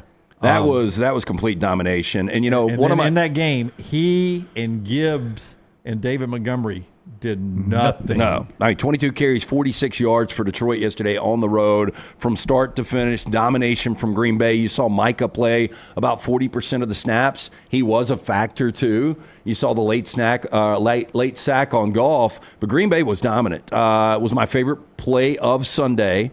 Jordan Love was great yesterday. My fear for Detroit and reasons I thought they would take steps back, I think everybody agreed.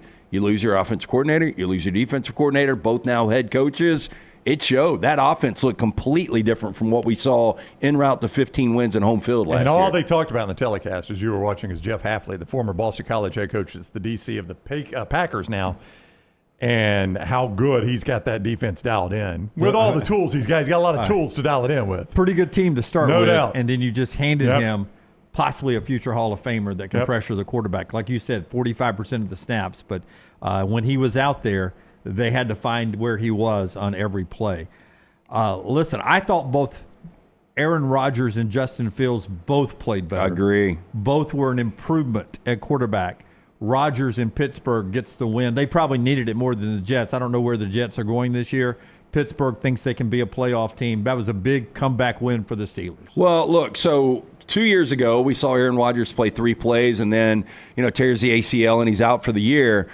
But we did get to see him last year. This is the best Rodgers has looked since he was a Green Bay Packer with the 4 touchdowns. By the way, most touchdown throws over the weekend in the NFL, Aaron Rodgers. But I agree with you. I thought Fields looked really, really good as well. I know the story was Aaron Glenn and the New York Jets, this organization, they didn't want Aaron Rodgers. Oh, he made it that at the end, too. Yeah. Oh, yeah, he did. Yeah. But I thought, if you're worried about Pittsburgh's offense, which I was, I guess there's really not a reason to worry. And on the other side, I thought the Jets, when you look at Breece Hall and Garrett Wilson and Justin Fields, a guy that was making throws, we know he's athletic. But I think both of those teams are improved. Yeah, I agree. I watched more impressed by the Jets than the Steelers. I mean, Steelers won the game, obviously, but that's a lot more life than I thought the Jets were going to have this year. Denver wins, but you can't watch that, Brown. And I know. I forget who it was. I think it was you that thought the Broncos were Super Bowl contenders almost. So a sleeper Super Bowl pick, sleeper AFC Championship game pick, and they did everything they could to give that game to Tennessee, and Tennessee just wouldn't take it. That was a terrible outing for Denver and Bo Nix. I mean, he was just no good. 2 interceptions, terrible start for him. If they had been playing any sort of quality, they would have lost that game. A fumble, too, I think. I believe so. I think he had 3 total turnovers. Any quality, and they lose that game. Yeah, he did lose a fumble. I'm scared to death. I'm going up next week to see the Rams in Tennessee. Tennessee's defense played extremely well. When the lights turn on for Cam Ward, he's going to be really good. He's still processing right now. That was one of the best defenses, or is going to be one of the best defenses in all of football this year. Cam Ward, about what you thought. Yeah, but he was going against an elite defense, too. Absolutely. So that's tough for Cam. On the road. I would tell you this, too. Chargers beat the Chiefs like we said they would on Friday when we left here. And there's the Chiefs starting 0-1. And that team didn't look great against the Chargers. Well, let me tell you what you're going to start hearing with them is speculation that they're going to trade to get Tyreek Hill back from Miami, because that's about to run its course. Tyreek Hill is going to get in his disgruntled phase with Miami, understandably so. But that has already worn thin in Miami, and Miami's not going anywhere this year. So you do wonder if they look to trade back for Tyreek Hill. Yeah, well, Rashee Rice is going to be out 5 more games. By the way, that number has flipped from KC, a 2-point favorite, to now Philadelphia is -1.5 on the road. If I'm the Pittsburgh Steelers, though, I'm looking to get Tyreek Hill.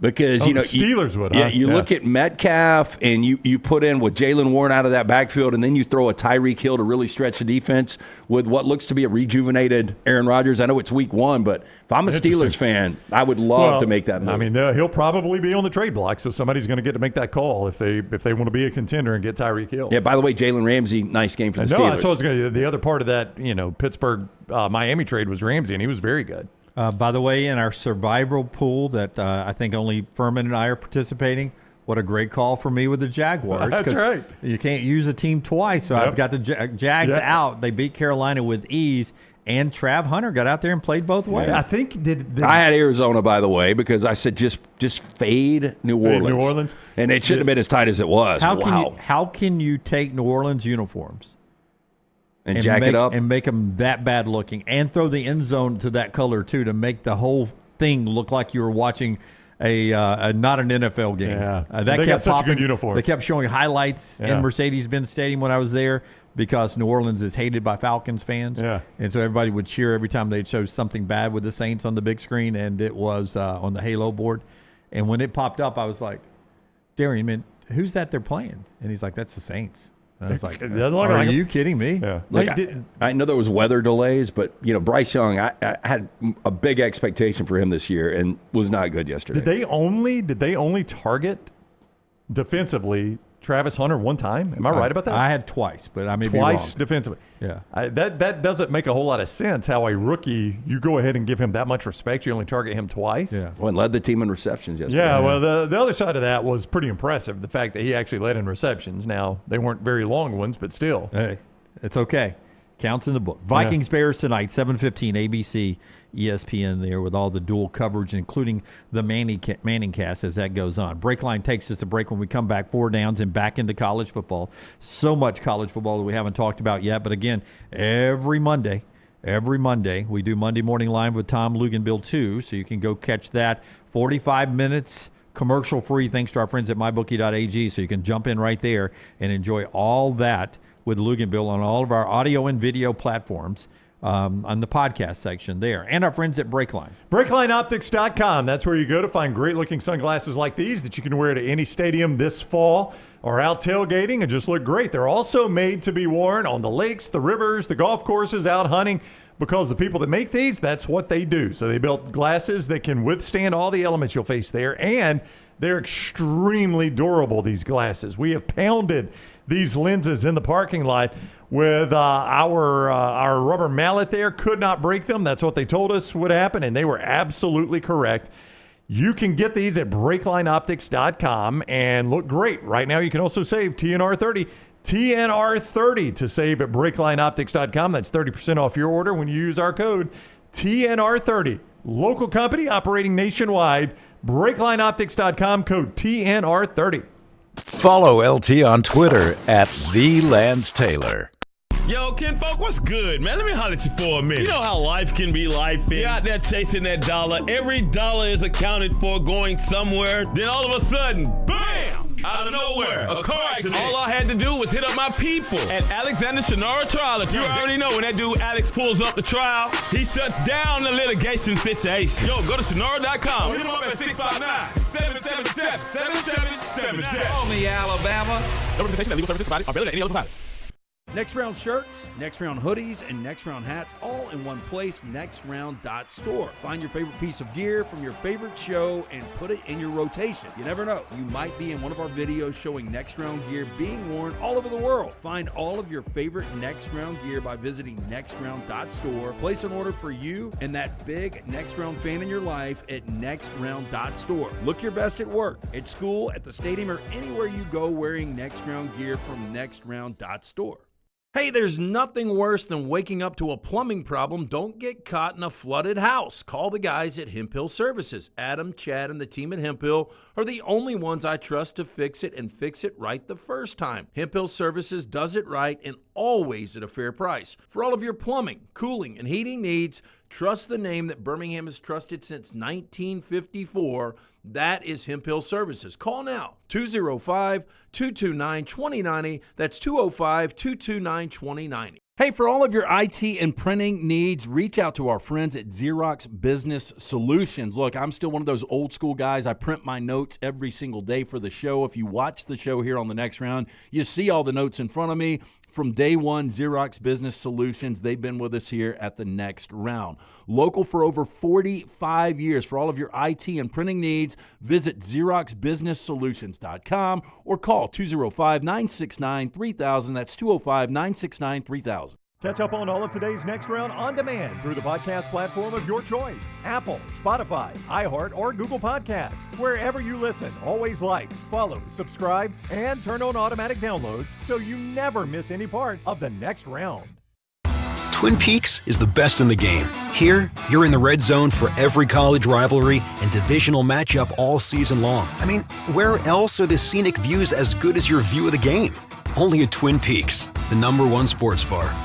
Hey, let me tell you about our friends at Urology Centers of Alabama. Compassionate and comprehensive urological care with 35 physicians, 17 locations across Alabama. Their patient-centered approach to all of your urological needs. Remember, they've got that new men's health center. It is beautiful, helping men with a wide range of sensitive male issues in a comfortable environment. You can always go online, visit urologycentersalabama.com, schedule an appointment with one of their many urologists today. Hey, Lance Taylor from the Next Round to tell you about one of our favorite places for breakfast, lunch, and dinner. That is Hamburger Heaven since 1982. Hamburger Heaven has been serving Birmingham's best hamburgers, cheeseburgers, French fries, hand-spun milkshakes, and sandwiches made fresh to order. All of their ingredients are fresh and prepared daily. This includes their beef, always fresh, never frozen, hand-pattied each and every day. For breakfast, lunch, or dinner, visit any of the 4 locations, Highway 280, Irondale, Gardendale, and Homewood. This hour of the Next Round is presented by the Birmingham Racecourse Casino, now featuring 7 days of giveaways with your chance to win a share of up to $125,000. The more you visit the Birmingham Racecourse Casino, the more chances you have to win.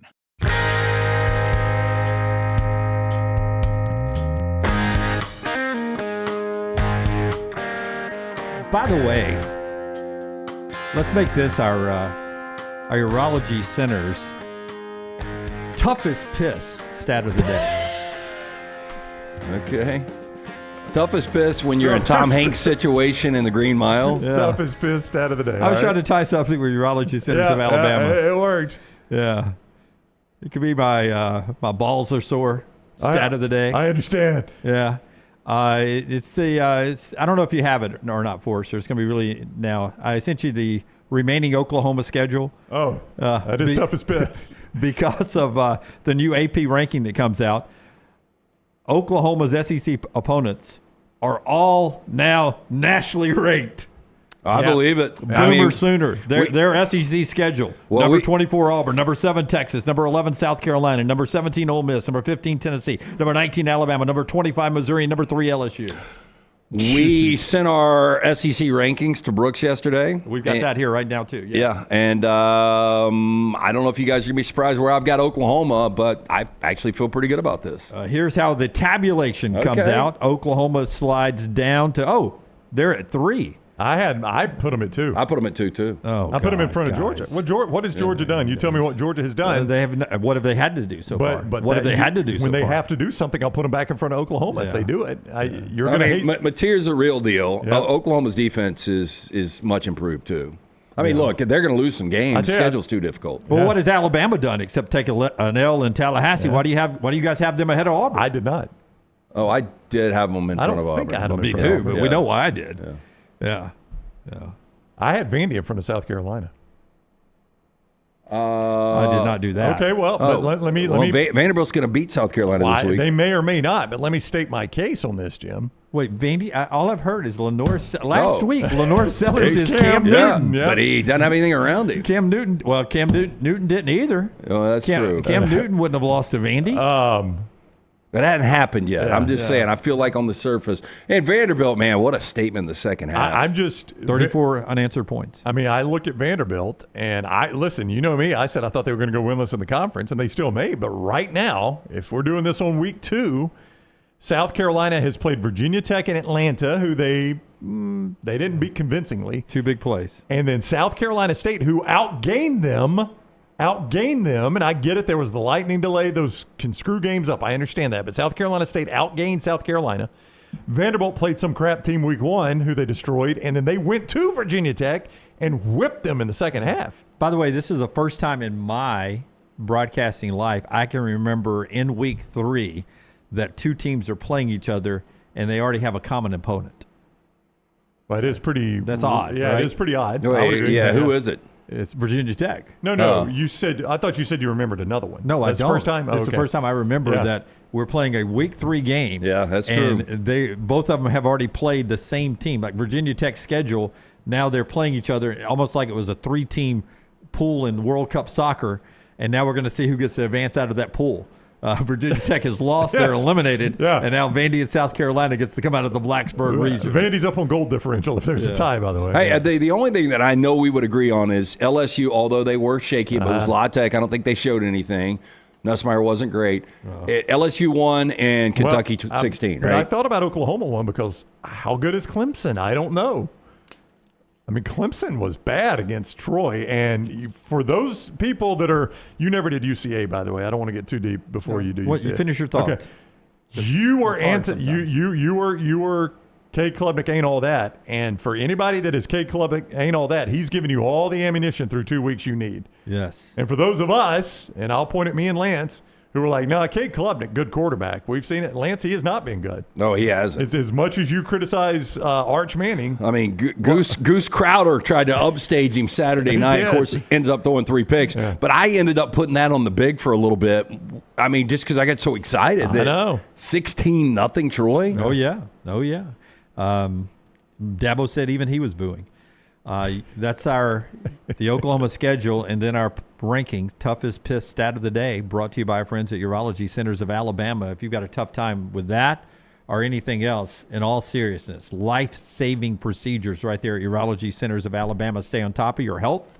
From prostate health to kidney stones and everything in between, 16 wonderful locations at UrologyCentersAlabama.com, UrologyCentersAlabama.com, 205-930-0920. Listen, they've been doing this for over 70 years. 70 years with the best urological care here in Alabama. Urology Centers of Alabama, urologycentersalabama.com, and our friends right there at A+ Brownie Man. You guys really changed the way your house look. You can't change the Dolphins fast enough, but you can change your house. Boy, I tell you what, I'd take Brad Bell to rebuild those Dolphins right now from the inside out based on how bad they are and what he did for my master bath. My master bath wasn't terrible. It was just a bit dated. A little lighter in color. We wanted it updated, wanted it darker. So my wife scoured the internet looking for the right person for the job. She picked Brad Bell, and I'm glad she did. Tremendous work out of Brad. If you want to call him to get him to come bid your job, you can do it. Here's his number, 205-422-1758. That's 205-422-1758. Or AlabamaBathRemodels.com to see more. He specializes in master bath, kitchen, and master bedroom closets. Not all he does, but that's his specialty. And you can see why at AlabamaBathRemodels.com. One big reason why you love those rooms when you have your house. You can make some of your money back when you go to sell your house. Those rooms really pop. See more, AlabamaBathRemodels.com. It's Brad Bell. Can I see Brooks's power ratings one more time there that Brooks tabulates? The 5 of us are voting in this. Missouri 10, Texas A&M 13. We may not be talking about those two teams. Bo Pribula, I gave you the stat on him. Marcel Reed and Texas A&M with their new receivers in Craver and Concepcion. That they play Notre Dame this week. Catching 6.5 now. Seems like that number's a little too large. Lugs seemed to think this morning that Notre Dame with C.J. Carr will look better, but if Texas A&M goes into South Bend, you better start talking about the Aggies this week or you're going to be jumping on a bandwagon Monday. Yeah, it's just really tough. Like, I had the Aggies, I'm looking here at 11 on my power rankings. I had Missouri all the way at 8.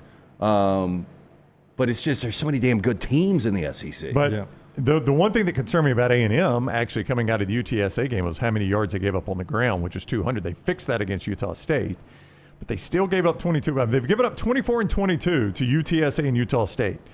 And I'm not going to pretend like I sat and broke the film down and watched every play, but that is a bit concerning. Those scores are a little bit high for a Elko coach team, a Mike Elko coach team.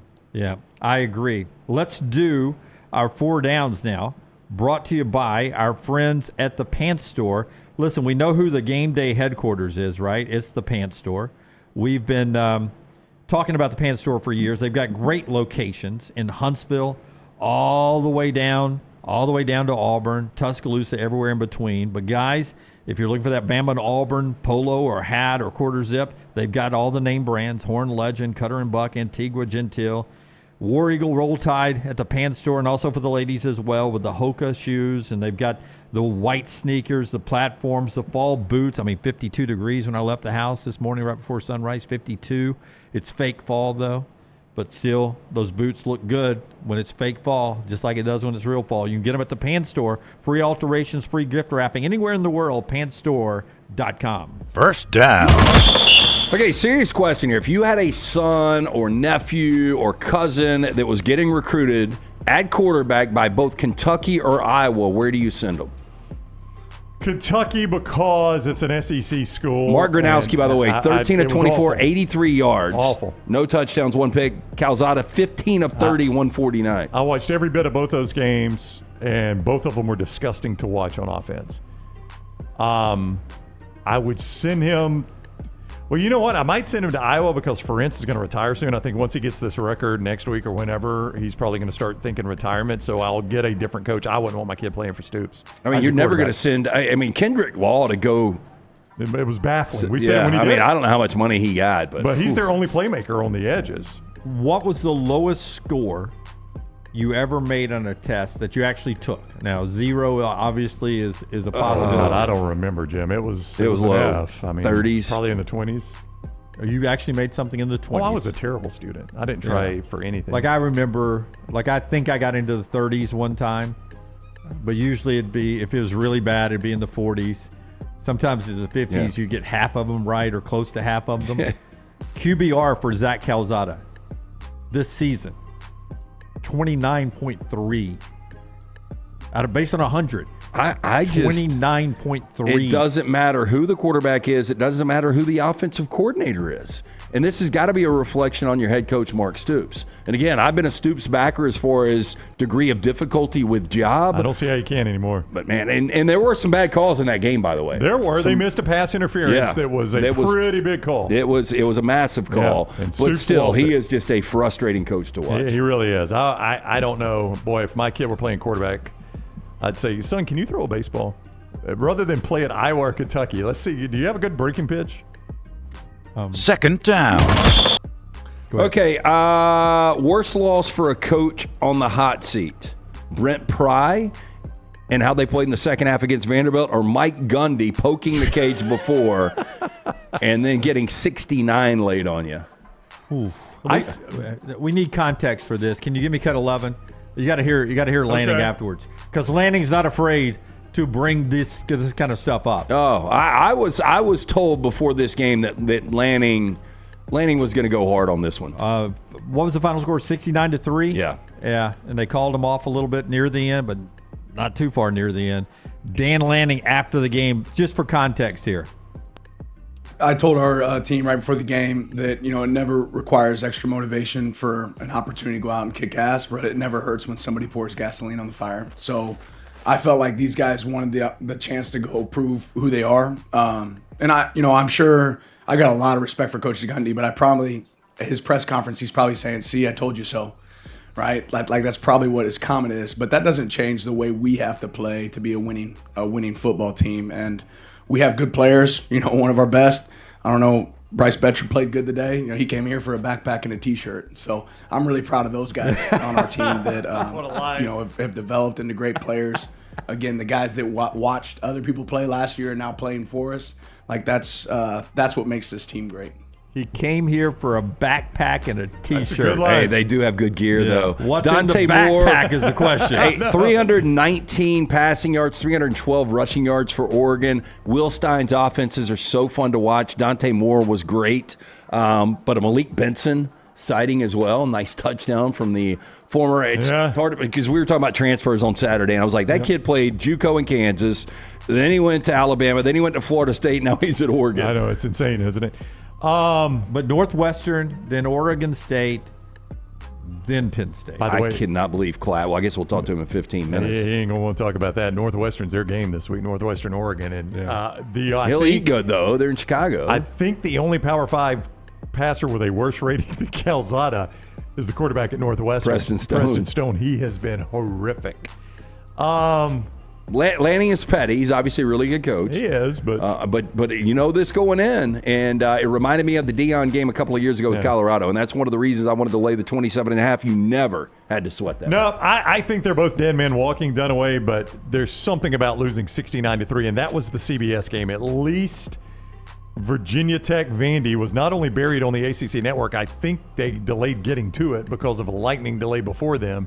I mean, that was on CBS. By the way, CBS gets such crap games now. Yeah. That was on CBS. Zane Flores, 7 of 19, 67 yards and 2 pick sixes. Isn't it crazy how bad some of these quarterback numbers are when you see the other side of it, like Julian saying 19 of 20 and Ty Simpson 17 of 17. I don't care who they're playing. Yeah. Those numbers are awful. I mean, hell, if you're Oklahoma State or if you're Kentucky or if you're Iowa, I would just go into Alabama's quarterback room because Holstein and Lonergan, that was one of the more entertaining games of the weekend. Was BC and Michigan State. Fantastic, and it wasn't because of Lonergan. That guy played his tail off. Yeah, absolutely. Both teams, neither team needed to lose that game. It's my pet peeve. You disagree with me?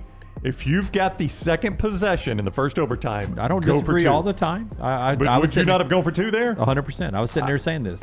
You're about to have. They've changed the rules now. You were about to have to go for 2 anyway, and now you're about to get it first and have to go for 2. Yep. You've got a chance to end the game, walk it off on the road, and you're about to have to run your best 2-point play anyway. I do not understand why you don't go for 2 there if you're Bill O'Brien. I mean, I was screaming at the when Baylor scored. Well, and you're the underdog on the road. Yeah, when Baylor scored in regulation, I wanted them to go for 2. No, I thought that they would go for 2. Nobody had stopped anybody that whole game. See, you're holding me accountable to when before they change the rules the way they have. Georgia Tech is where this goes back to. Yes, I believe now you need to go ahead and do. Yeah, if you've got the last possession of the first overtime, go for 2. But I was shocked that Baylor did not go for 2. That was in regulation. That's the one I'm talking about. You're talking about the same one in regulation. They went down to score. Yeah.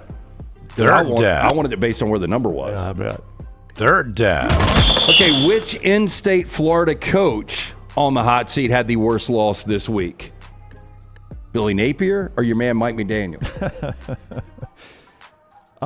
This is a little tougher. Yeah. I mean, I would have fired McDaniel last night if I'm Stephen Ross. I would have fired him last night. I think it's much easier to fire a pro coach than it is a college coach. So I think McDaniel probably gets fired first. Does Billy Napier call his own plays? I wouldn't own it if I did. I think he did. I don't know if he does right now. Yeah, because if he does, I would mandate that he turn that over to somebody. And let's see what that looks like. Yeah. But I don't know if he does. Can't look worse. Yeah. Mike McDaniel does, to answer the next obvious question. I would have fired him last night. And that's not just me being... I think Mike McDaniel's your answer. An overreacting Dolphins fan. South Florida's... They're good. Yeah. It's too early to fire Billy Napier. Too early in the season? Not too early in you guys, run. please don't let me be stubborn and play Miami this week against South Florida. Just because that number's so big, I don't understand it. I thought it was inflated last week, but I did think that... Can I just say I think Florida against LSU is the better of the 2 plays. Oh, I do too. Yeah. But I'm just saying, I know it'll get to me with all the contrarians and all the freaking layman's out there playing, just hammering South Florida. Yeah. It will be one of the biggest money games on the board. People will be hammering LSU too. Yeah, Florida's the better play. Yeah. Because my bookie, that game, I had it this morning when I looked. 9.5. Yeah. 9.5. And by the way, we're ignoring the fact that LSU's got a win over Clemson, who has looked bad, and they struggled a bit against La Tech. And I want to remind you, LSU, Florida, and you've seen it, and the proof is out there over the last decade. Team you don't think can win the game wins the game. Yeah, pretty big injury that Florida's dealing with. One of their edge guys, McCray, I think maybe. I saw it fly by. And the spitter is out for the first half, right? I would think. I think he's out for the first half of the next game. I mean, I don't know if I'd let him back on the field. That would be a coaching decision. I would think about it too. That was crazy. But you cannot hold Billy Napier responsible for the spitting. You can hold him responsible for anything that happens now moving forward with that kid. Because, if you choose to kick him off the team or suspend him or whatever. No, I get that, but it's still a bad reflection on the coaching staff. Just the whole, culture you've got there that late in the game. I mean, especially with what we saw Thursday night with Jalen Carter, all these kids have seen it. Yeah. I know, but that's why they've seen it. So that was why it was in his head, I'm sure, because he even spit down it exactly the way Jalen Carter did it.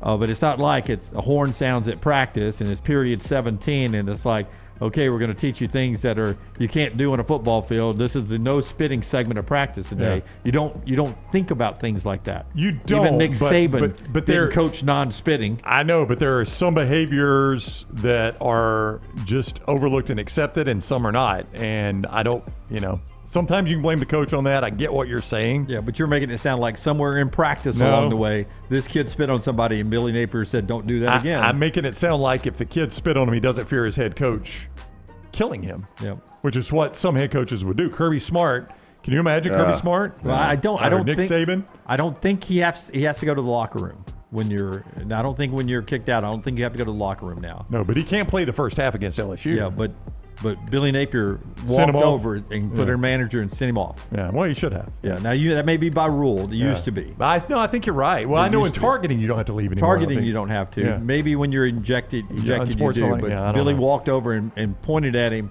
and told the manager to get him off the field. Fourth down. Pink is 46 years old. I'll go another color-coded celebrity. Red Fox. Pink or Scarlett Johansson. Better career. I think Scarlett's got the biggest box office numbers as far as collective films. Pink has sold some music. Oh, that's what I'm saying. It's kind of difficult. Yeah. She's really one of the great vocalists of our time. Yeah, she does have a good voice. Supposed to be a great entertainer too, because he's a former circus kid. Does a bunch of spins and she flies around and stuff. Yep, flies around trapeze and does some stuff. Big like Scarlett that. fan though. So Scarlett Johansson reportedly has a net worth of around $165 million, and Pink is around $250. Yeah, not all about money. Yeah. Both can eat lunch today. Too close to call is what I'm going to call this one. It's really, really tight. Too close to call. I like them both. I like them prefer both. Scarlett Johansson, so I'll go with her. I think I'll lean Scarlett, but it's very, very close. I'll go Pink then. Right? That's 4 downs.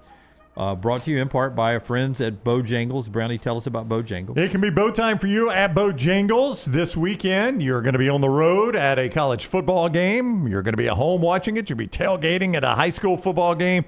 Take Bojangles with you. Let them cater that meal for you, either in your home or at your tailgate, with those great hand-breaded chicken tenders and those great dipping sauces that go with it. And you know what is back at Bojangles? That pork chop grill biscuit.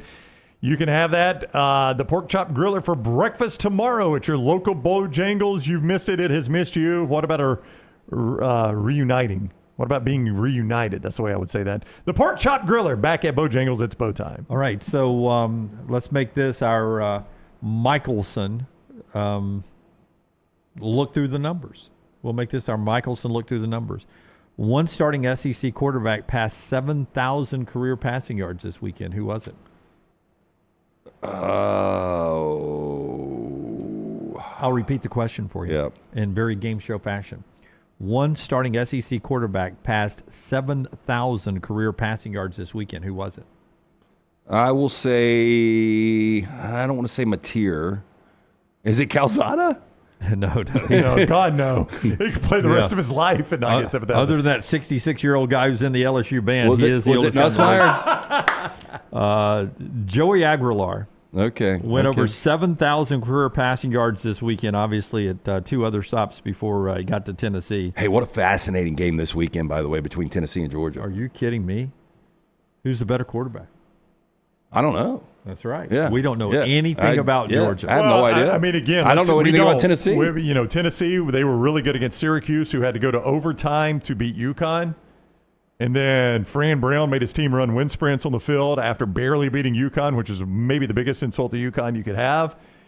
So, Tennessee destroyed East Tennessee State, but that's another one of those Here's bills. where I am on this game early.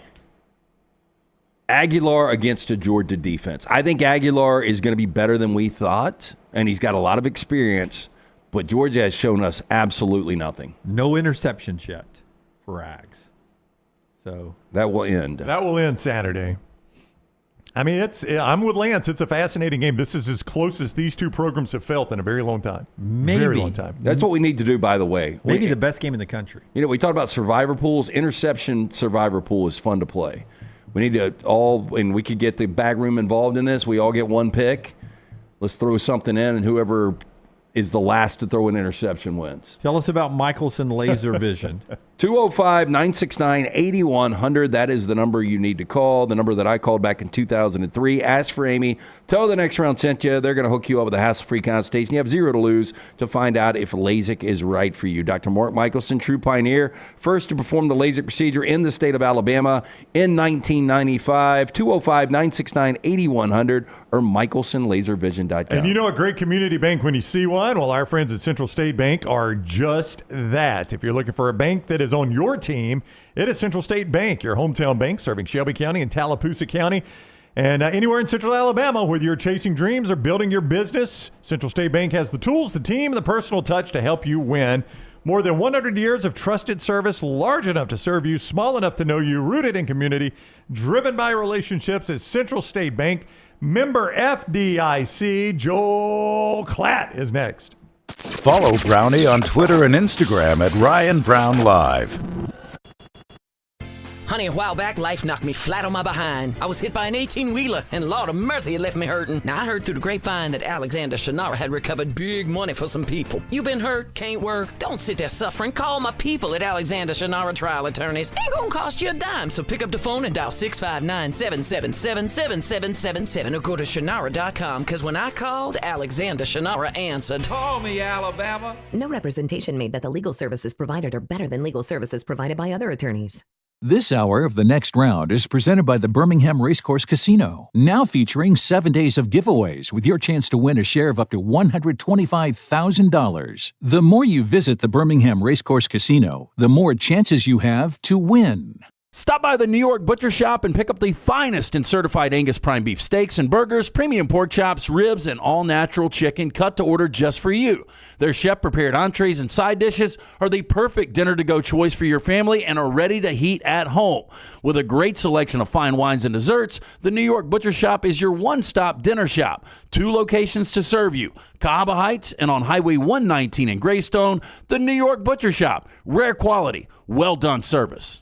Hey, Lance Taylor from The Next Round to tell you about my friends at Michelson Laser Vision, located conveniently UAB Highlands. Almost 20 years ago, I went in for the procedure. Only took 12 minutes for both eyes. When I went in, I had 2200 vision. I was legally blind. Now I have 20/15 vision, still 19 years later. Make the call today. Schedule a hassle-free consultation. 969-8100. Dr. Mark Michelson, Dr. Jen Michelson, Michelson Laser Vision. Make sure you tell them The Next Round sent you. 969-8100 or MichelsonLaserVision.com.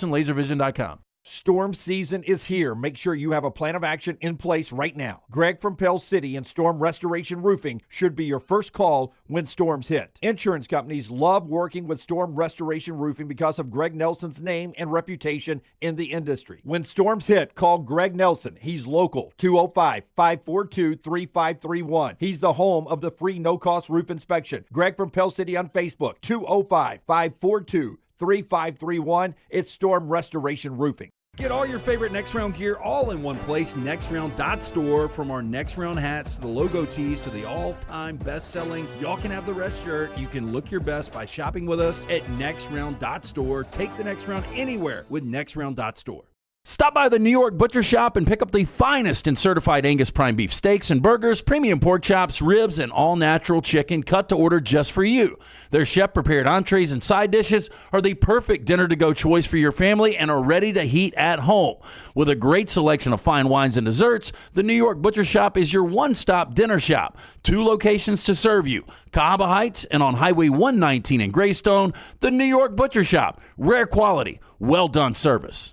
Never miss anything from The Next Round when you listen on demand through the podcast platform of your choice. Apple, Spotify, iHeart, or Google Podcasts. Wherever you listen, always like, follow, subscribe, and turn on automatic downloads so you catch every part of The Next Round. Listen anywhere in the world at any time on the Next Round podcast feed and support the show by following, subscribing, and turning on automatic downloads on any podcast platform. Thanks for always making The Next Round a big part of your day.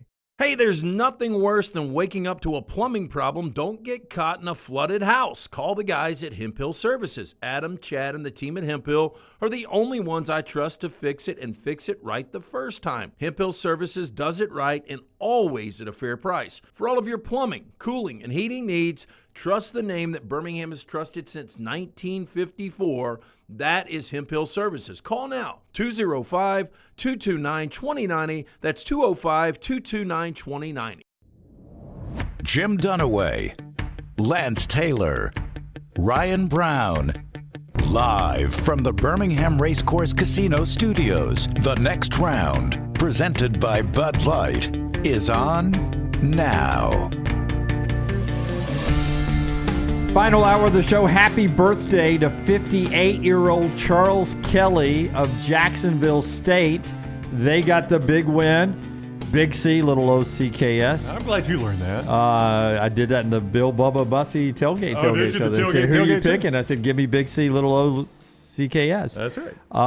They beat Liberty in a really entertaining game that also had a lightning delay.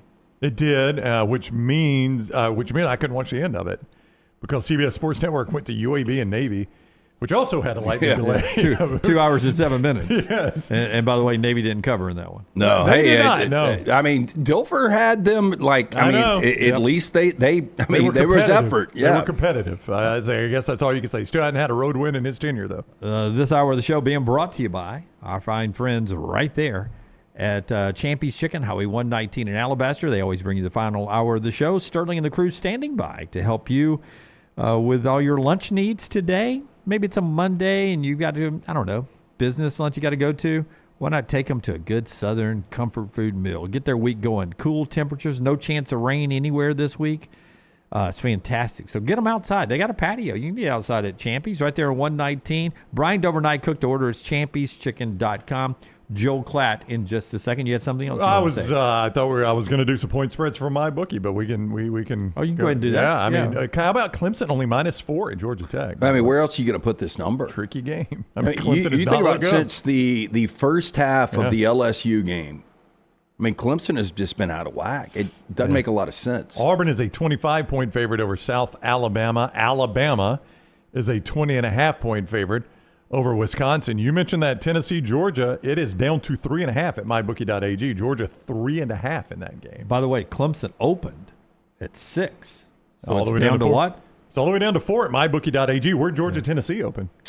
5.5. It's all the way down to 3.5 at mybookie.ag. Oh, there's a lot of sharp money coming on Tennessee right now. I had Georgia -6 at one point, so it's down to 3.5. So 3.5. I will tell you this: Tech against Gardner Webb rested Haynes King. Well, they were down 6-0. Yeah, they rested Haynes King. Well, they got it. The Philo kid's a good backup. Yeah, Clemson couldn't rest. That was their problem. They couldn't rest. All right, Joel Klatt about to join us. MyBookie.ag brings you Klatt. I was giving you all those point spreads from MyBookie.ag. Code next round. When you sign on right there, you make your first bet. They got a $50, up to a $500, I should say, bet back bonus. You lose your first bet up to $500. They put it right back into your account. MyBookie.ag. That is when you use code next round. Boy, Klatt, y'all have had 2 good games, man. Those 2 games have come down to the final possession, final horn there on the big noon kick, and I know you've enjoyed them both. That was another good one Saturday. Yeah, it really was. And Ames that's a unique place, guys. It's very college football, and there's no pro sports there. Everybody has to either be a Hawkeye or a Cyclone. You got to choose one, man. You can't be a Sockeye. There's no doubt. And so it's such a fun environment. And both of those teams, they're so unique in the way that they have to win. There's not a great recruiting pipeline to those schools. And so they have to develop. There's going to be walk-ons on the field. There's going to be under-recruited guys on the field.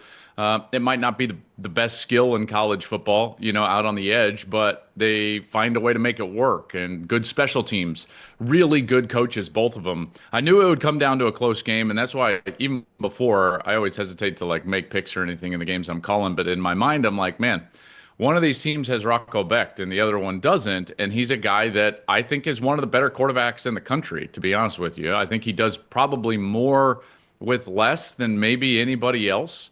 And when he jogged onto the field with about 8 minutes left in a tie game, I'm just like, this is exactly what they wanted. So it was a really fun day. And then I would just expand on that a little bit. And I did this on my program that you can go check out today. The idea of this 12-team playoff and what it meant for a game like Saturday. Prior to the 12-team playoff, Saturday would have just been like a cute Iowa regional game. And now it's like, okay, I understand it's not a league game, so it doesn't directly affect what Iowa State is going to do the rest of the year. But you can start to see that team is good enough to access the playoff through the direct Big 12 championship, which is why, if you just topple over the next domino, if the playoff is going to make a Saturday like I had in Ames that much better, this is why I argue for more access-based playoff and less selection-based playoff. Because what we have now is 11 teams in the SEC ranked. And are we sure about all 11? Probably not. Are we sure about the middle of the Big Ten? I don't know.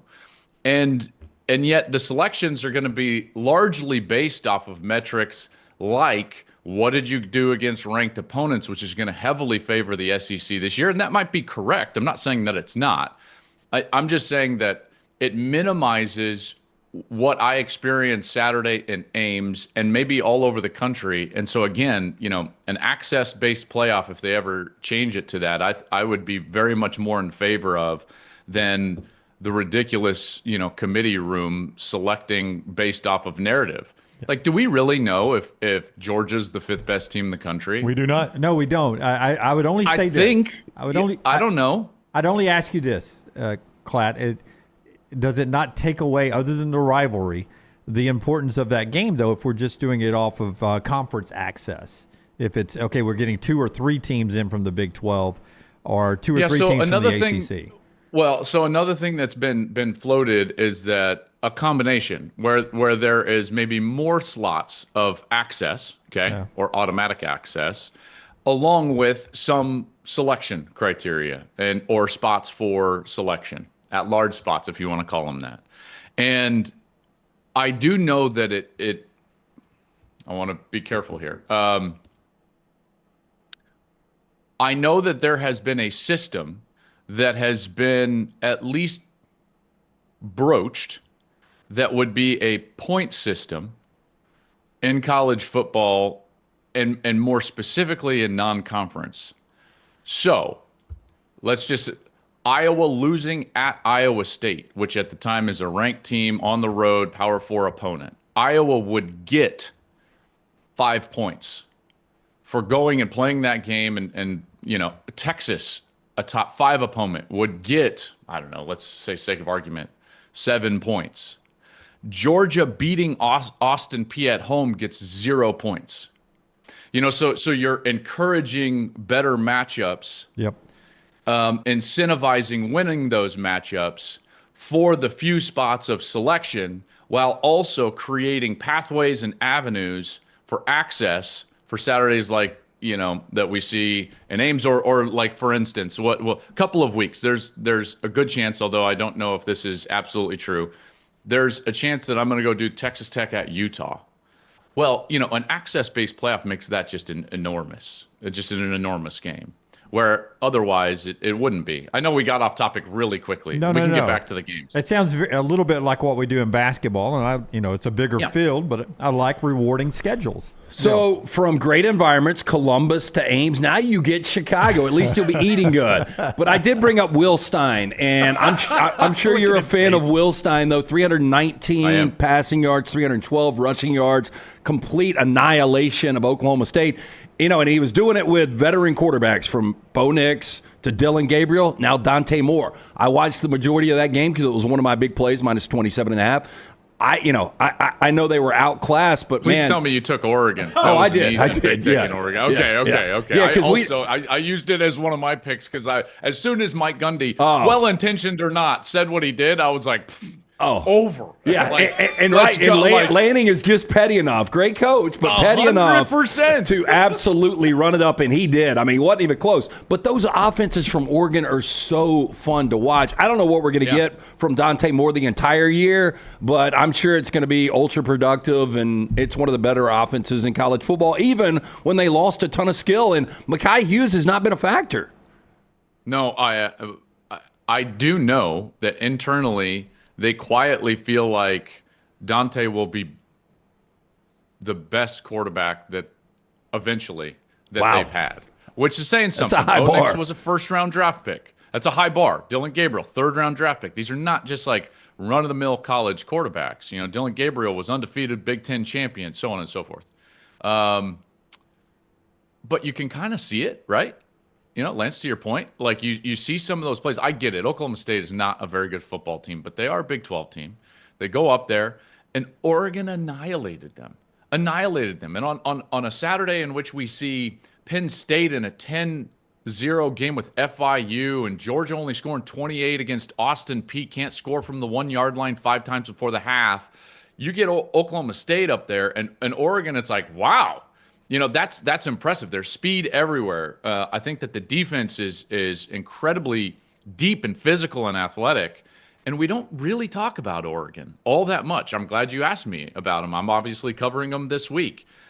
That's a really good football team, and clearly internally motivated. They have a high internal standard or expectation, and I think that they could be a team. Let me back up for a second. Last year, the schedule makeup guys rewarded Ohio State because they weren't stressed early, right? And so the long season, they didn't really need to ramp it up all that early. And coaches have talked to me about this. They They like early season tests because they can find out about their team, but it makes camp so much harder and the season so much longer because of when they really have to ramp it up. Michigan the prior year, you remember their schedule was very soft early in the year until late it ratcheted up and they went on their run for a national title, similar for Ohio State a year ago. And I just look at Oregon right now and I'm like, quietly, just kind of like softly, like walking through this schedule early. I'm a big believer in Will Stein. In fact, real quick connection with Will Stein. Will cut his teeth originally as a backup behind Teddy Bridgewater at Louisville. And the offensive coordinator there was a man named Sean Watson.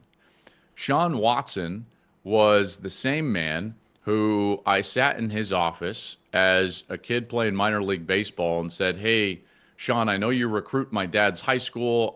Where are places that would be good to walk on? Like, I don't know, is Northern Colorado or Wyoming? Can you give me a recommendation?" Sean Watson was at the University of Colorado as the offensive coordinator. And he stopped me and said, wait, are you leaving baseball? You're walking on here. And became my offensive coordinator and taught me the game. My dad, bless his heart, was a great high school football coach, but Sean Watson taught me the game.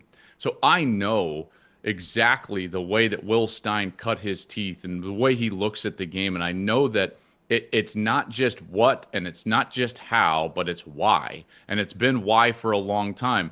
Coincidentally, one of the GAs on that team was actually Sharon Moore at Louisville as an offensive line GA. So like that connection has offered me kind of an insight into the way he looks at the game. And I marvel at the way that he's developed and the play caller he's turned into. And a big feather to him because he early in his coaching career, we're talking about Will Stein, the offensive coordinator at Oregon, by the way. If you're just tuning in, you're like, who the hell is Joel talking about? Lance brought him up, so I'm talking about Will Stein. Will, I think smartly, and I think more coaches should do this, knew that he needed to not just get in the rat race and get on the hamster wheel in terms of like, I need to be a tight ends coach in college at the group of 5 level. He thought to himself, I want to be a head coach. I want to be a great play caller. I want to be an offensive coordinator. So he went down to high school in order to learn to call plays, be the play caller. Then he goes to UTSA. And remember, Kenny Dillingham got hired away from Oregon. He goes to Arizona State. And Dan Lanning starts asking around. And he's like, I want a young, innovative mind. And everyone points down to UTSA. And they say, go hire Will Stein. And it's worked out really well. So will be a head coach someday. But that's just a little backstory of the question about Oregon and their quarterback and their offensive coordinator. Joel Klatt is with us. Everybody knows Nussmeier in this league and Sellers, and they learned about Mateer a little bit against Michigan this past weekend. You know Bo Pribula from your days of covering Penn State, so you've talked to Franklin and you've been around that quarterback room. What does Missouri have in this guy? That was a big win for them against Kansas over the weekend.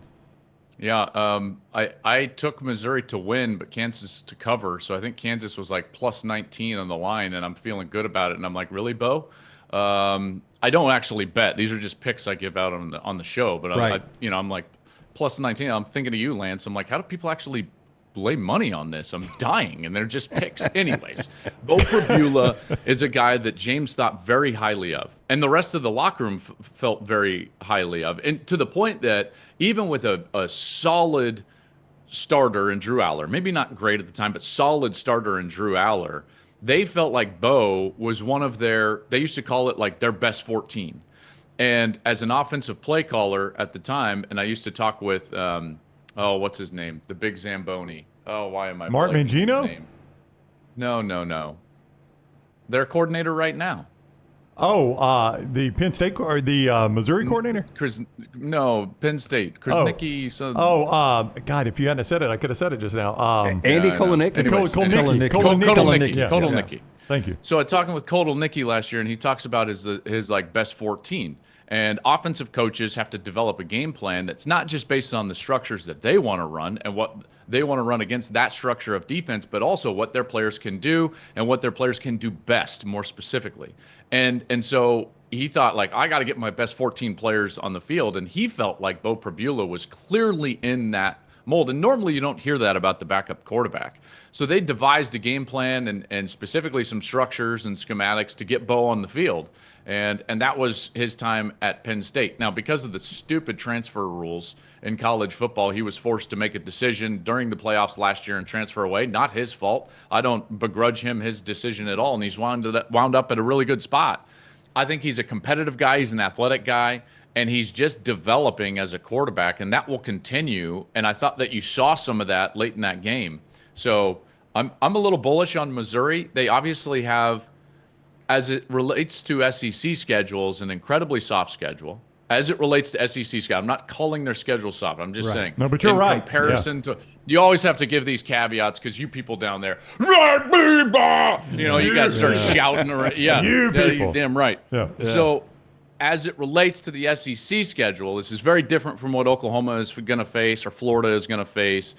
And even I know Alabama bounced back, but the way that they looked against Florida State, all of a sudden Missouri's schedule looks even like a little bit lighter than maybe we assumed at the beginning of the year. So I picked Missouri as a dark horse playoff contender in the Big Ten, and I will stand by that. And I think there's a path for them to get to 10 wins. And 10 wins in the SEC is going to raise a lot of eyebrows and garner a lot of attention towards a potential playoff berth. Joel Klatt joins us each week on the Alexander Shannara Trial Attorneys Hotline, courtesy of MyBookie.ag. $500 bet back bonus right now at MyBookie.ag. Your first bet when you use code NEXTROUND is covered up to $500. You lose, they put it right back into your account. MyBookie.ag, code NEXTROUND.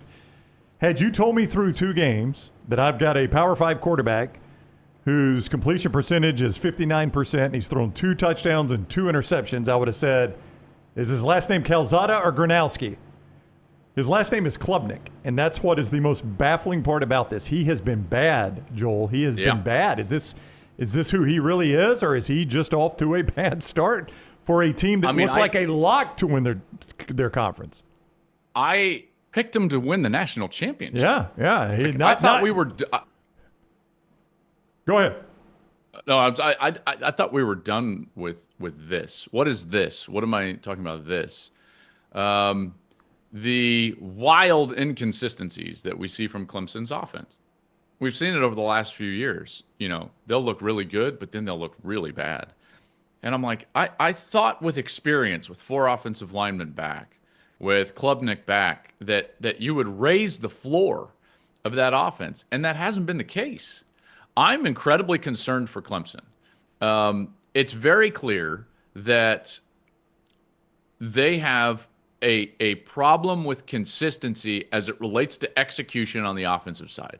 And with that league looking so much different now than it did at the beginning of the year, with Miami's win over Notre Dame and Florida State's win over Alabama, and then Florida State rolling out there and saying, hey, we're not going to rest on our laurels. We're going to drop a 77 spot on whomever they played. Who did they play? East Texas A&M. God, yeah. Can we stop with this in college football? I'm so tired. Anyways, Clemson is sitting there playing Troy down 16-0 and having to fight and scratch their way back. I'm incredibly concerned for Clemson. And by the way, you start to call into question or doubt, I should say, some self-doubt about, was LSU that good? I know, exactly. Hold on a second. Yeah. So all of a sudden, all of these things are flying around, and they are not a lock to win the ACC by any stretch because of this inconsistency we see on the offensive side, which I thought we would be done with by now.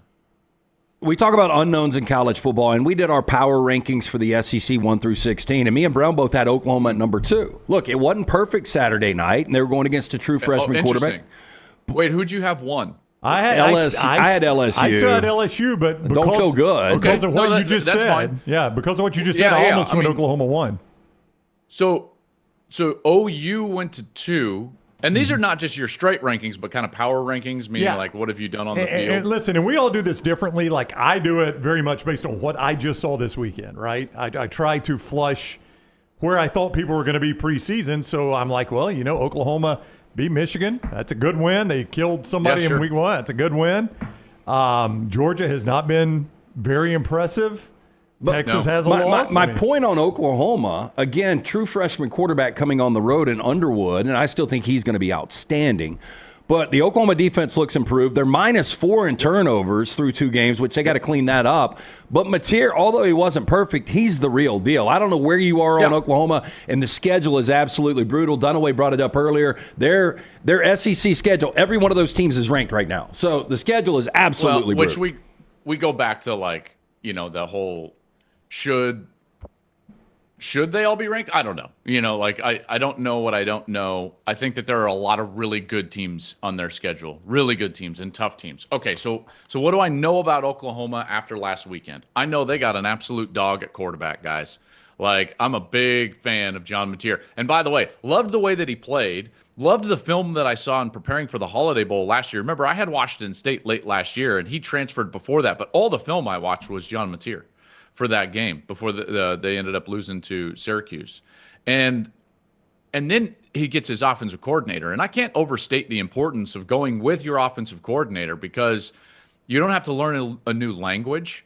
Offense is all language. What one person calls like 866 F flat, another person calls like Z drive, zebra out, something like that. So you've got to understand all the different ways that you call protections and formations and movement. Some people call the formation and then the movement out of the formation. Some people call the movement into the formation. So all of these things, that's what makes it difficult for a quarterback to learn a system.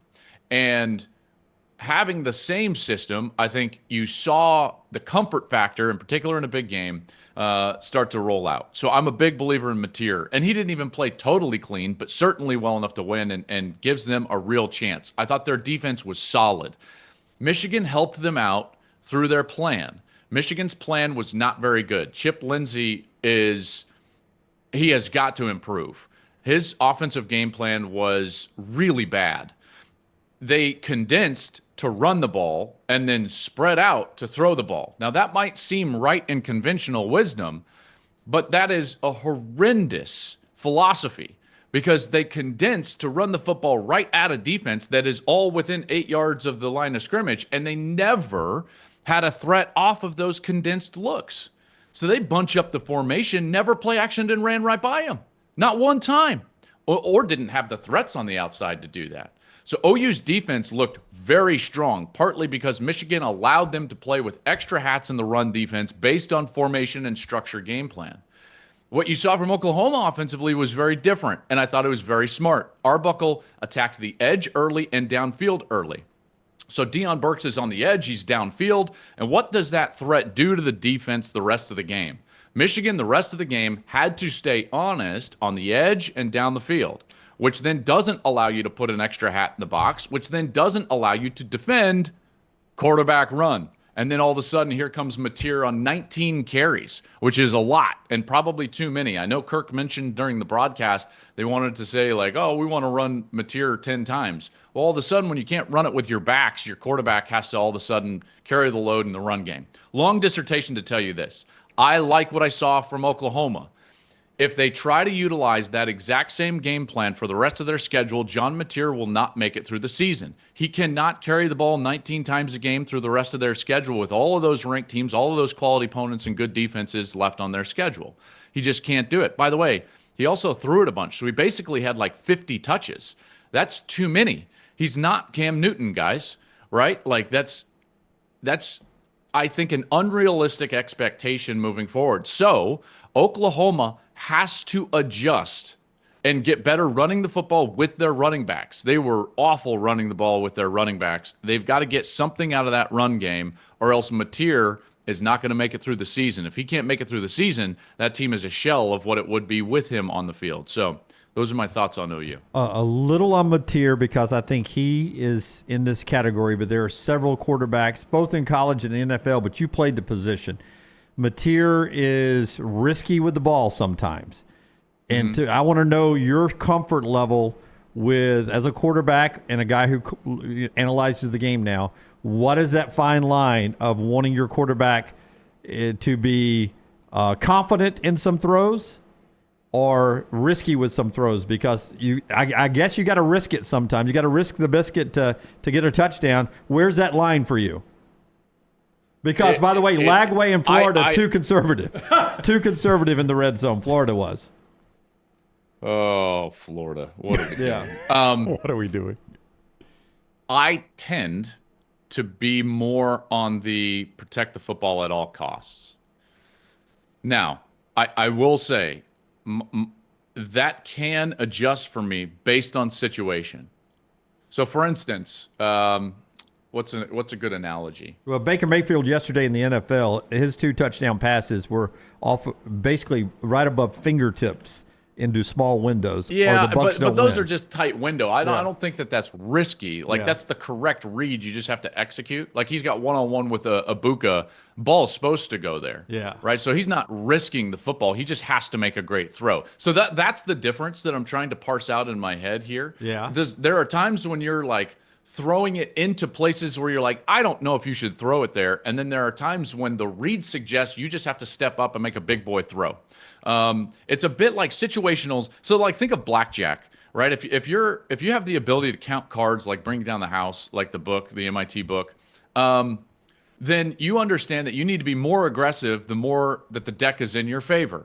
And you should not be as aggressive from a betting perspective the less the deck is in your favor. It's very similar as a quarterback. You have to feel those situations and understand what the play caller is trying to do, what the game situation is in, and what a touchdown or an aggressive throw would mean, also what your matchup is in that aggressive situation.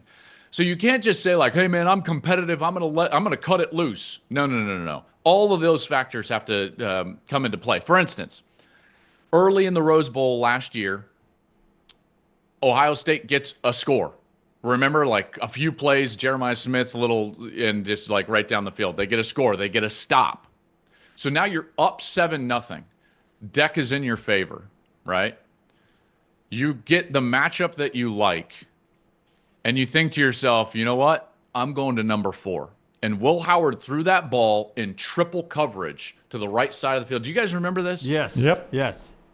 And Smith goes up and grabs it.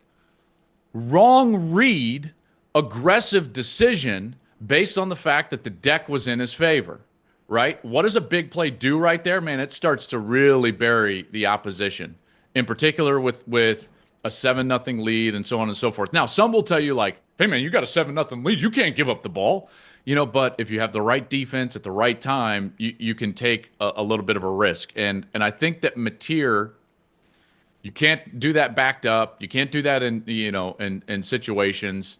But like 3rd and longs, hey man, I might take a little bit of a shot here. Why? Because if it gets picked off, we're punting anyways. Right? Like, is that the worst thing in the world? Probably not. 4th downs, I would always throw the football like into tight coverage. Because those dummies on defense, they play defense for a reason. Not smart. They'll pick the ball off on 4th down, not knowing that batting it down gives them 20 extra yards of field position. Things of that nature. Yeah. Do we need to? Have I got time for one more for Klatt? Are we okay? Just one more, because this is a pet peeve of mine. I bet you were watching. You made it back home. Bill O'Brien in the first overtime. I don't understand, Klatt. Now that you have to go for 2 in the second overtime, if I've got the ball last in the first overtime and I score, I'm going for 2 every single time. I do not understand. I don't understand these coaches kicking in that situation, especially when the other offense has been good. Yeah, like Childs has a rhythm, and like, are you going to stop Aiden Childs at that point? Yeah, I didn't think so. No. I didn't think that they would, and now you give them the ball second. Yep. Which means that you're going to get the absolute gold standard call of their entire week of prep in that 2-point conversion, which is what they called, and it's the little rollout throwback and ball game. So I'm with you on that. I think coaches, if you're on the road and you've got the ball, they just scored and kicked an extra point, man, go for it. Yeah, you're about. And I will say this, as a player, I deserve the chance to determine the outcome. Yeah, and my point is, you mentioned the gold standard play. You've got your own gold standard play, and you're about to have to run it. You're going to have to run it in the next overtime. Why not run it right now when I can walk it off? I do not understand that thinking, but whatever. Yeah, I've never coached. I'm with you on that. Good win for Michigan State. Yeah, Childs is a heck of a player. I like Childs. That was a fun game. Childs is good, isn't he? Yeah, and it was a fun game. You're exactly right. And by the way, Jonathan Smith will work there. Yeah. Like Lance loves eventually. him. Yeah. Lance, you know what he did at Oregon Oh. State. Like, you know his Degree of history, and difficulty, it's like, crazy. Yeah. He will work there eventually. I got a friend who's a Michigan State fan, and I texted her before the season. I said, "You guys will get Michigan this year." I got an early projection: Sparty over Wolverines. Wow. All right. I know Bryce Underwood's numbers were not very good. Not good. But like you can see it though. Yeah. Oh, Yeah. He's gonna be good. You know, and it's like, okay, like I get it.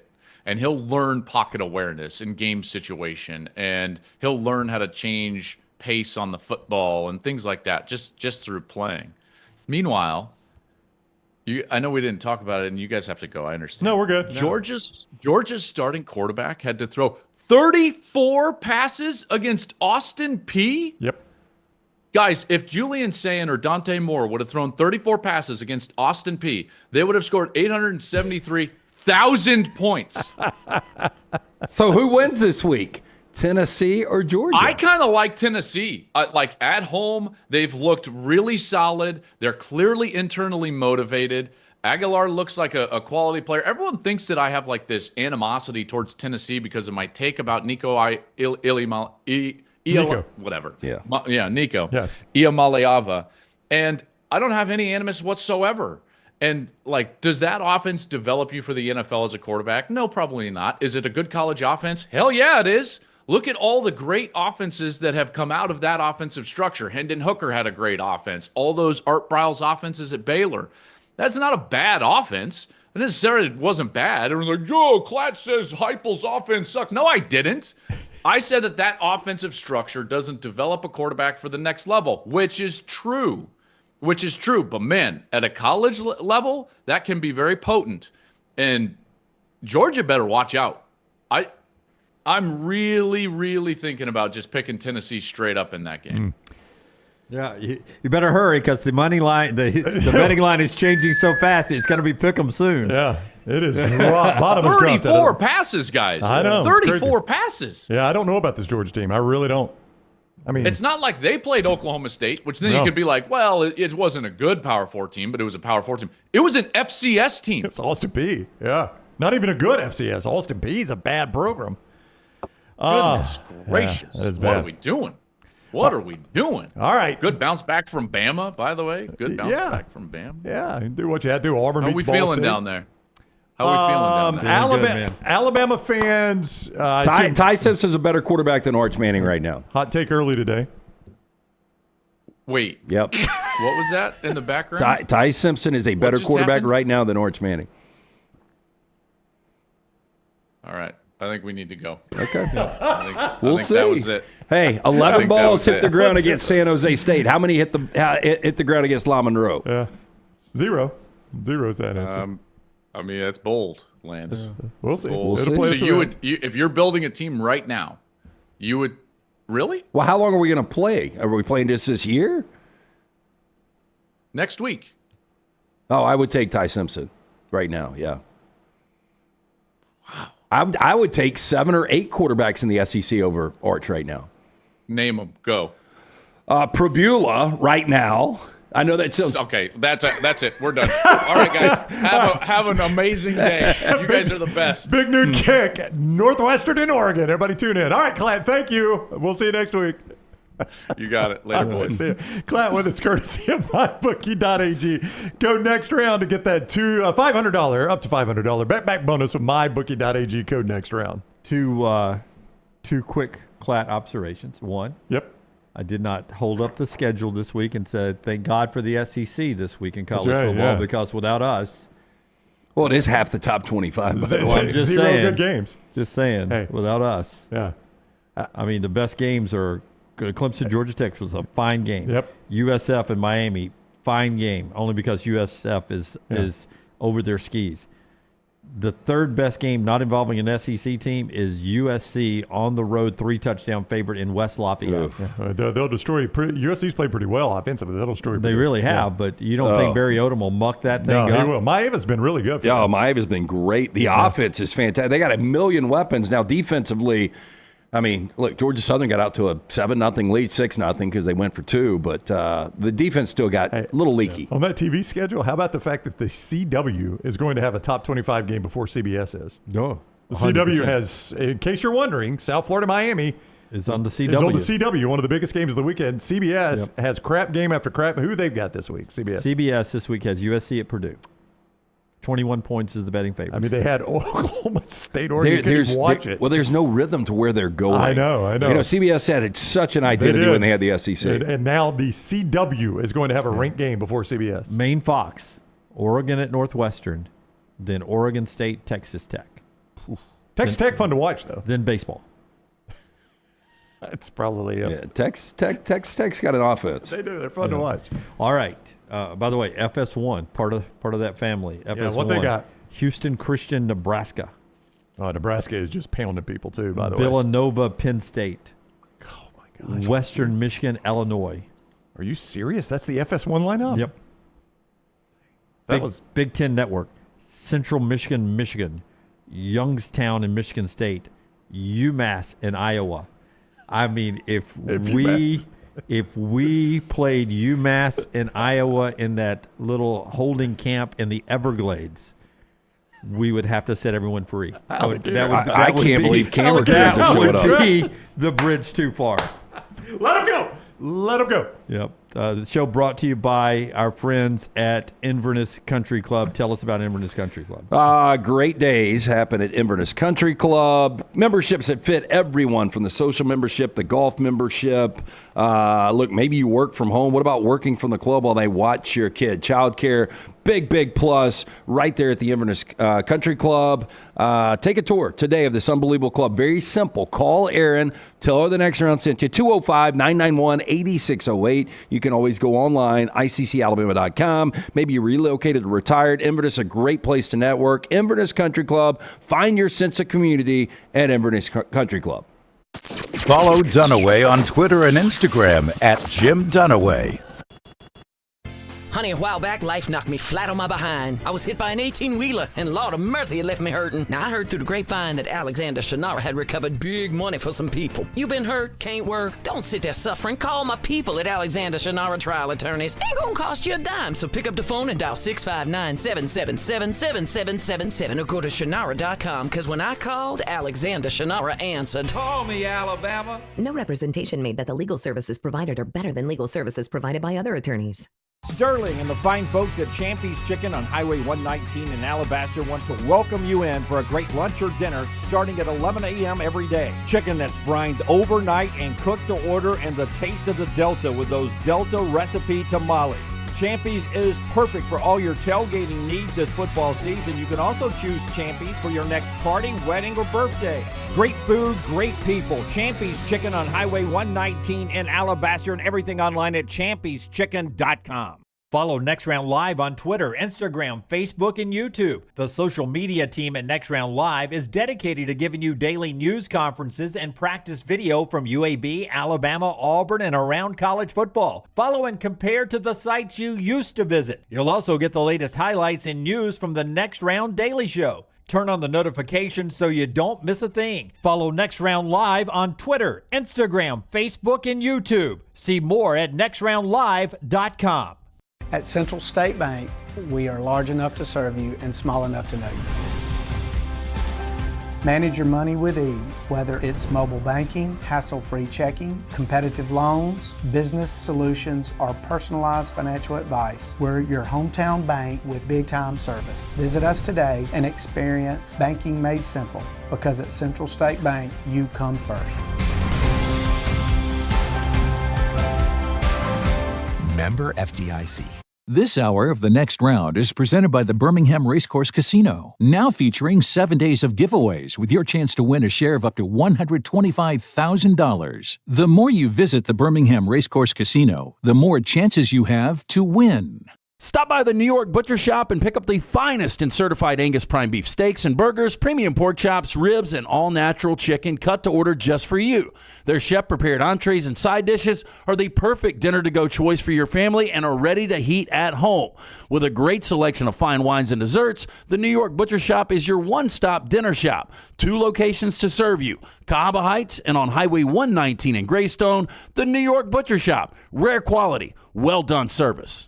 Get all your favorite Next Round gear all in one place. NextRound.store. From our Next Round hats to the logo tees to the all-time best-selling Y'all Can Have the Rest shirt. You can look your best by shopping with us at NextRound.store. Take the next round anywhere with NextRound.store. Storm season is here. Make sure you have a plan of action in place right now. Greg from Pell City and Storm Restoration Roofing should be your first call when storms hit. Insurance companies love working with Storm Restoration Roofing because of Greg Nelson's name and reputation in the industry. When storms hit, call Greg Nelson. He's local, 205-542-3531. He's the home of the free no-cost roof inspection. Greg from Pell City on Facebook, 205-542-3531. It's Storm Restoration Roofing. Hey, there's nothing worse than waking up to a plumbing problem. Don't get caught in a flooded house. Call the guys at Hemphill Services. Adam, Chad, and the team at Hemphill are the only ones I trust to fix it and fix it right the first time. Hemphill Services does it right and always at a fair price. For all of your plumbing, cooling, and heating needs, trust the name that Birmingham has trusted since 1954. That is Hemphill Services. Call now, 205-229-2090. That's 205-229-2090.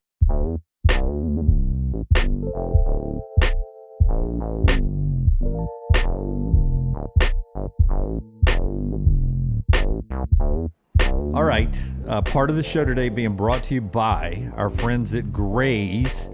What have we gotten wrong today? Apparently, the people that put the point spreads out to start with, they're pretty good. Maybe didn't get it right on the Georgia one because I had it at 6 the first time I saw it. Apparently, according to Chris Lowe, it started at 7. It's at 3.5 right now, guys. At mybookie.ag, Georgia, a 3.5 road favorite, 3.5-point road favorite at Tennessee.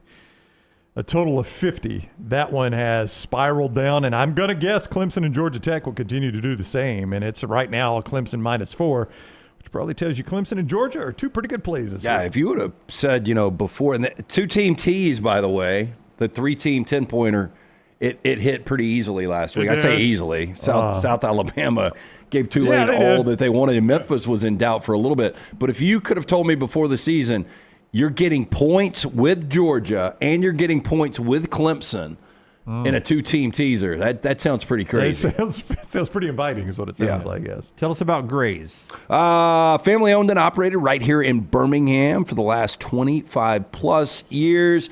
Gray's maintains that fleet of specialized cranes, lifts to get the job done right, prevent damage to your home. You've probably seen them rolling around town. Make the call that I made. I needed to extract 4 pines over a year ago. 205-255-1239. Experts in high-risk tree removals, pruning, soil health treatment to strengthen your trees and plants. You take care of your yard, take care of your trees as well. From our friends at Gray's, you can scan that QR code or visit graystree.com. The College Football Spotlight. Stock up, stock down. College Football Stock Report. Brought to you by Alexander Shannara. Shannara Trial Attorneys, Shannara.com. You don't pay a dime unless they win your case. Alexander Shannara Trial Attorneys, Birmingham born, Birmingham bred. And he's the guy that wants to take care of Birmingham. So he's created a firm that handles any issue his community faces, not just personal injury claims, fire and storm damage, bad drug and device claims, and many, many more. You don't pay a dime unless they win your case. Shannara.com. Shannara.com. My stock up, the SEC. They are 8-2 in Power 4 games. All those ranked teams in the UAP poll. Their only losses, true road games, Ohio State playing host to Texas, Florida State playing host to Alabama, both of those top 10 teams that the SEC lost to on the road in competitive games, relatively speaking. Since then, the SEC has beaten now Michigan, Clemson, Kansas, Baylor, Arizona State, Syracuse, and Virginia Tech twice. SEC. SEC. My stock down is, you guys keep saying it, but you won't say the loud stuff out loud. Garrett Riley. Isn't he still the OC at Clemson? He is. Year 2 is supposed to be a lot better. Yeah. Is it year 2 or 3? It's year 3. Yeah. I thought it was 2. No, wasn't he the guy at 22 at TCU? Yeah. Yeah, he was. Yeah, so 23, he came over 24, right after that. boom. Yeah. My stock up is Jaden Maeva. I brought him up earlier. He is third in the nation in passing in terms of yards per game, only behind Sawyer Robertson, who is throwing it all over the park, and Darian Mensah. But he is averaging 16 yards per attempt. I mean, these are not dink and dunk passes that he's throwing. Look, and they've got a weapon that it wasn't even on the field a lot in Mekhi Lemon. Again, they've got so many weapons. Don't be surprised. And I thought Maeva was going to be the difference in maybe USC not being a playoff team. He has been so good, and it's terrific. Early. Yep. You know, it's Missouri State, it's Georgia Southern. But I just think this offense is going to be a handful. And I wouldn't be surprised if he's a Heisman finalist if USC is able to win 9 games and be on the cusp of getting into a college football playoff. My stock down is Dave Aranda's defense. They don't stop anybody now. And Sawyer Robertson is tearing it up, and they are barely 1-1 with him tearing it up. They could have easily been 0-2 with him tearing it up. I don't know what has happened to his defense. Auburn ran it right down his throat. SMU did just about anything they wanted. Dave Aranda you would think he would have a better defense. With his history, he does not. I'm a year off. I said last year Alex Golish in South Florida was going to be the rep for the Group 5. Byron Brown gets hurt in September. Completely different team. Now that Brown is healthy, he's not going to put up tremendous numbers, but that guy he continues to move the sticks. Such a gutty player. South Florida, real deal. Probably lose this week against Miami, but when you look at the schedule, I think there's a really good chance they go 11-1. So Alex Golish will get a job in the offseason, probably the job of his choosing. And then stock down for me, I knew it was way too premature. Kenny Dillingham. I didn't like the call. I know you got a kick to take the lead there, but I just thought the game plan overall, Sam Leavitt was absolutely awful.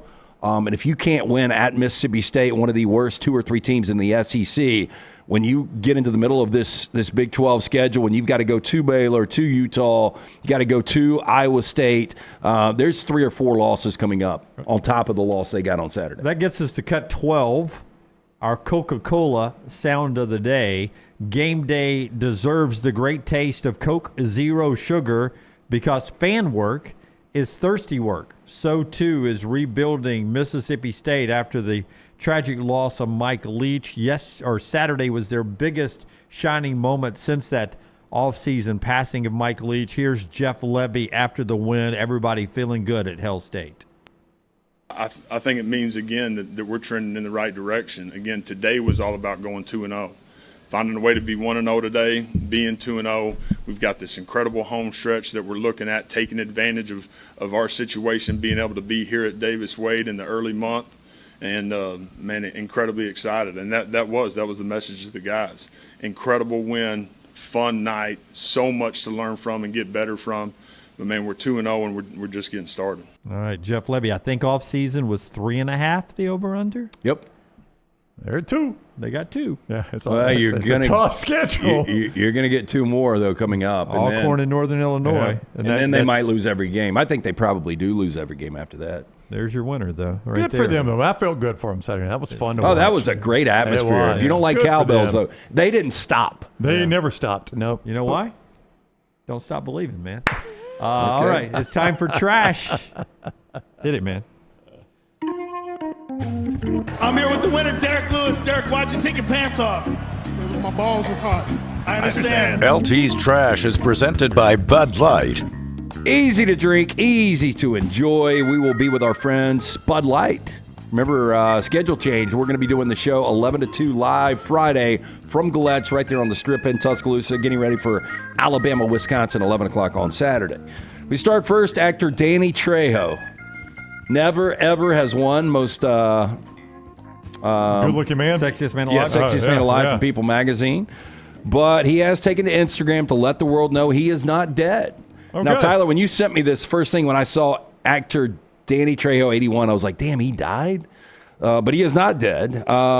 He did post on Instagram, quote, "Thank you for all your concern, but I am very much alive. Someone is spreading fake news." Now, the rumors gained a little weight when actor John Leguizamo shared a mock-up of a fake death tribute post on Instagram on Saturday, which had been circulating online from a fake social media site. Traction of the post forced Trejo to shut down the reports. Now, Trejo remains a prolific working actor in movies and TV at 81 years old. So he is still very much alive. I saw over the weekend, what's the Guzman, Luis Guzman bought a bar, apparently. You saw him in those commercials? Oh, yeah. I think it's FanDuel, right? He's running a bar and everybody's making bets. They ran a good bar in Boogie Nights. Oh, Luis Guzman. Benjamin Bakur, 40 years old, founded an apartment complex in Clackamas, around 16 miles south of Portland, Oregon, on Wednesday night. Clackamas County Sheriff's deputies investigated after a witness reported seeing a man who was not known to live in the complex parking his car and walking to the back of one of the buildings. Now, the door to the crawl space was open and light was coming from inside before the door was closed, according to witnesses. Officers who were tipped off shortly before 11 p.m. found the door to the crawl space was damaged, locked with an extension cord running through a vent. No one should be there, and there should be no lights on inside, the owner told deputies, adding that strange noises had been heard coming from the crawl space before. After finding the owner's keys to the crawl space did not work, officers forced their way in. Inside, they found a man identified as Bakur, who appeared to have taken, quote, significant steps to improve the conditions of the crawl space and was obviously living inside of the space, according to sheriffs. Yeah, that's peculiar. What's his name again? His name is, what was it? Bakur. Yeah. It's peculiar. Now, bed, lights, chargers, TVs, other electronic equipment plugged into the home's power supply.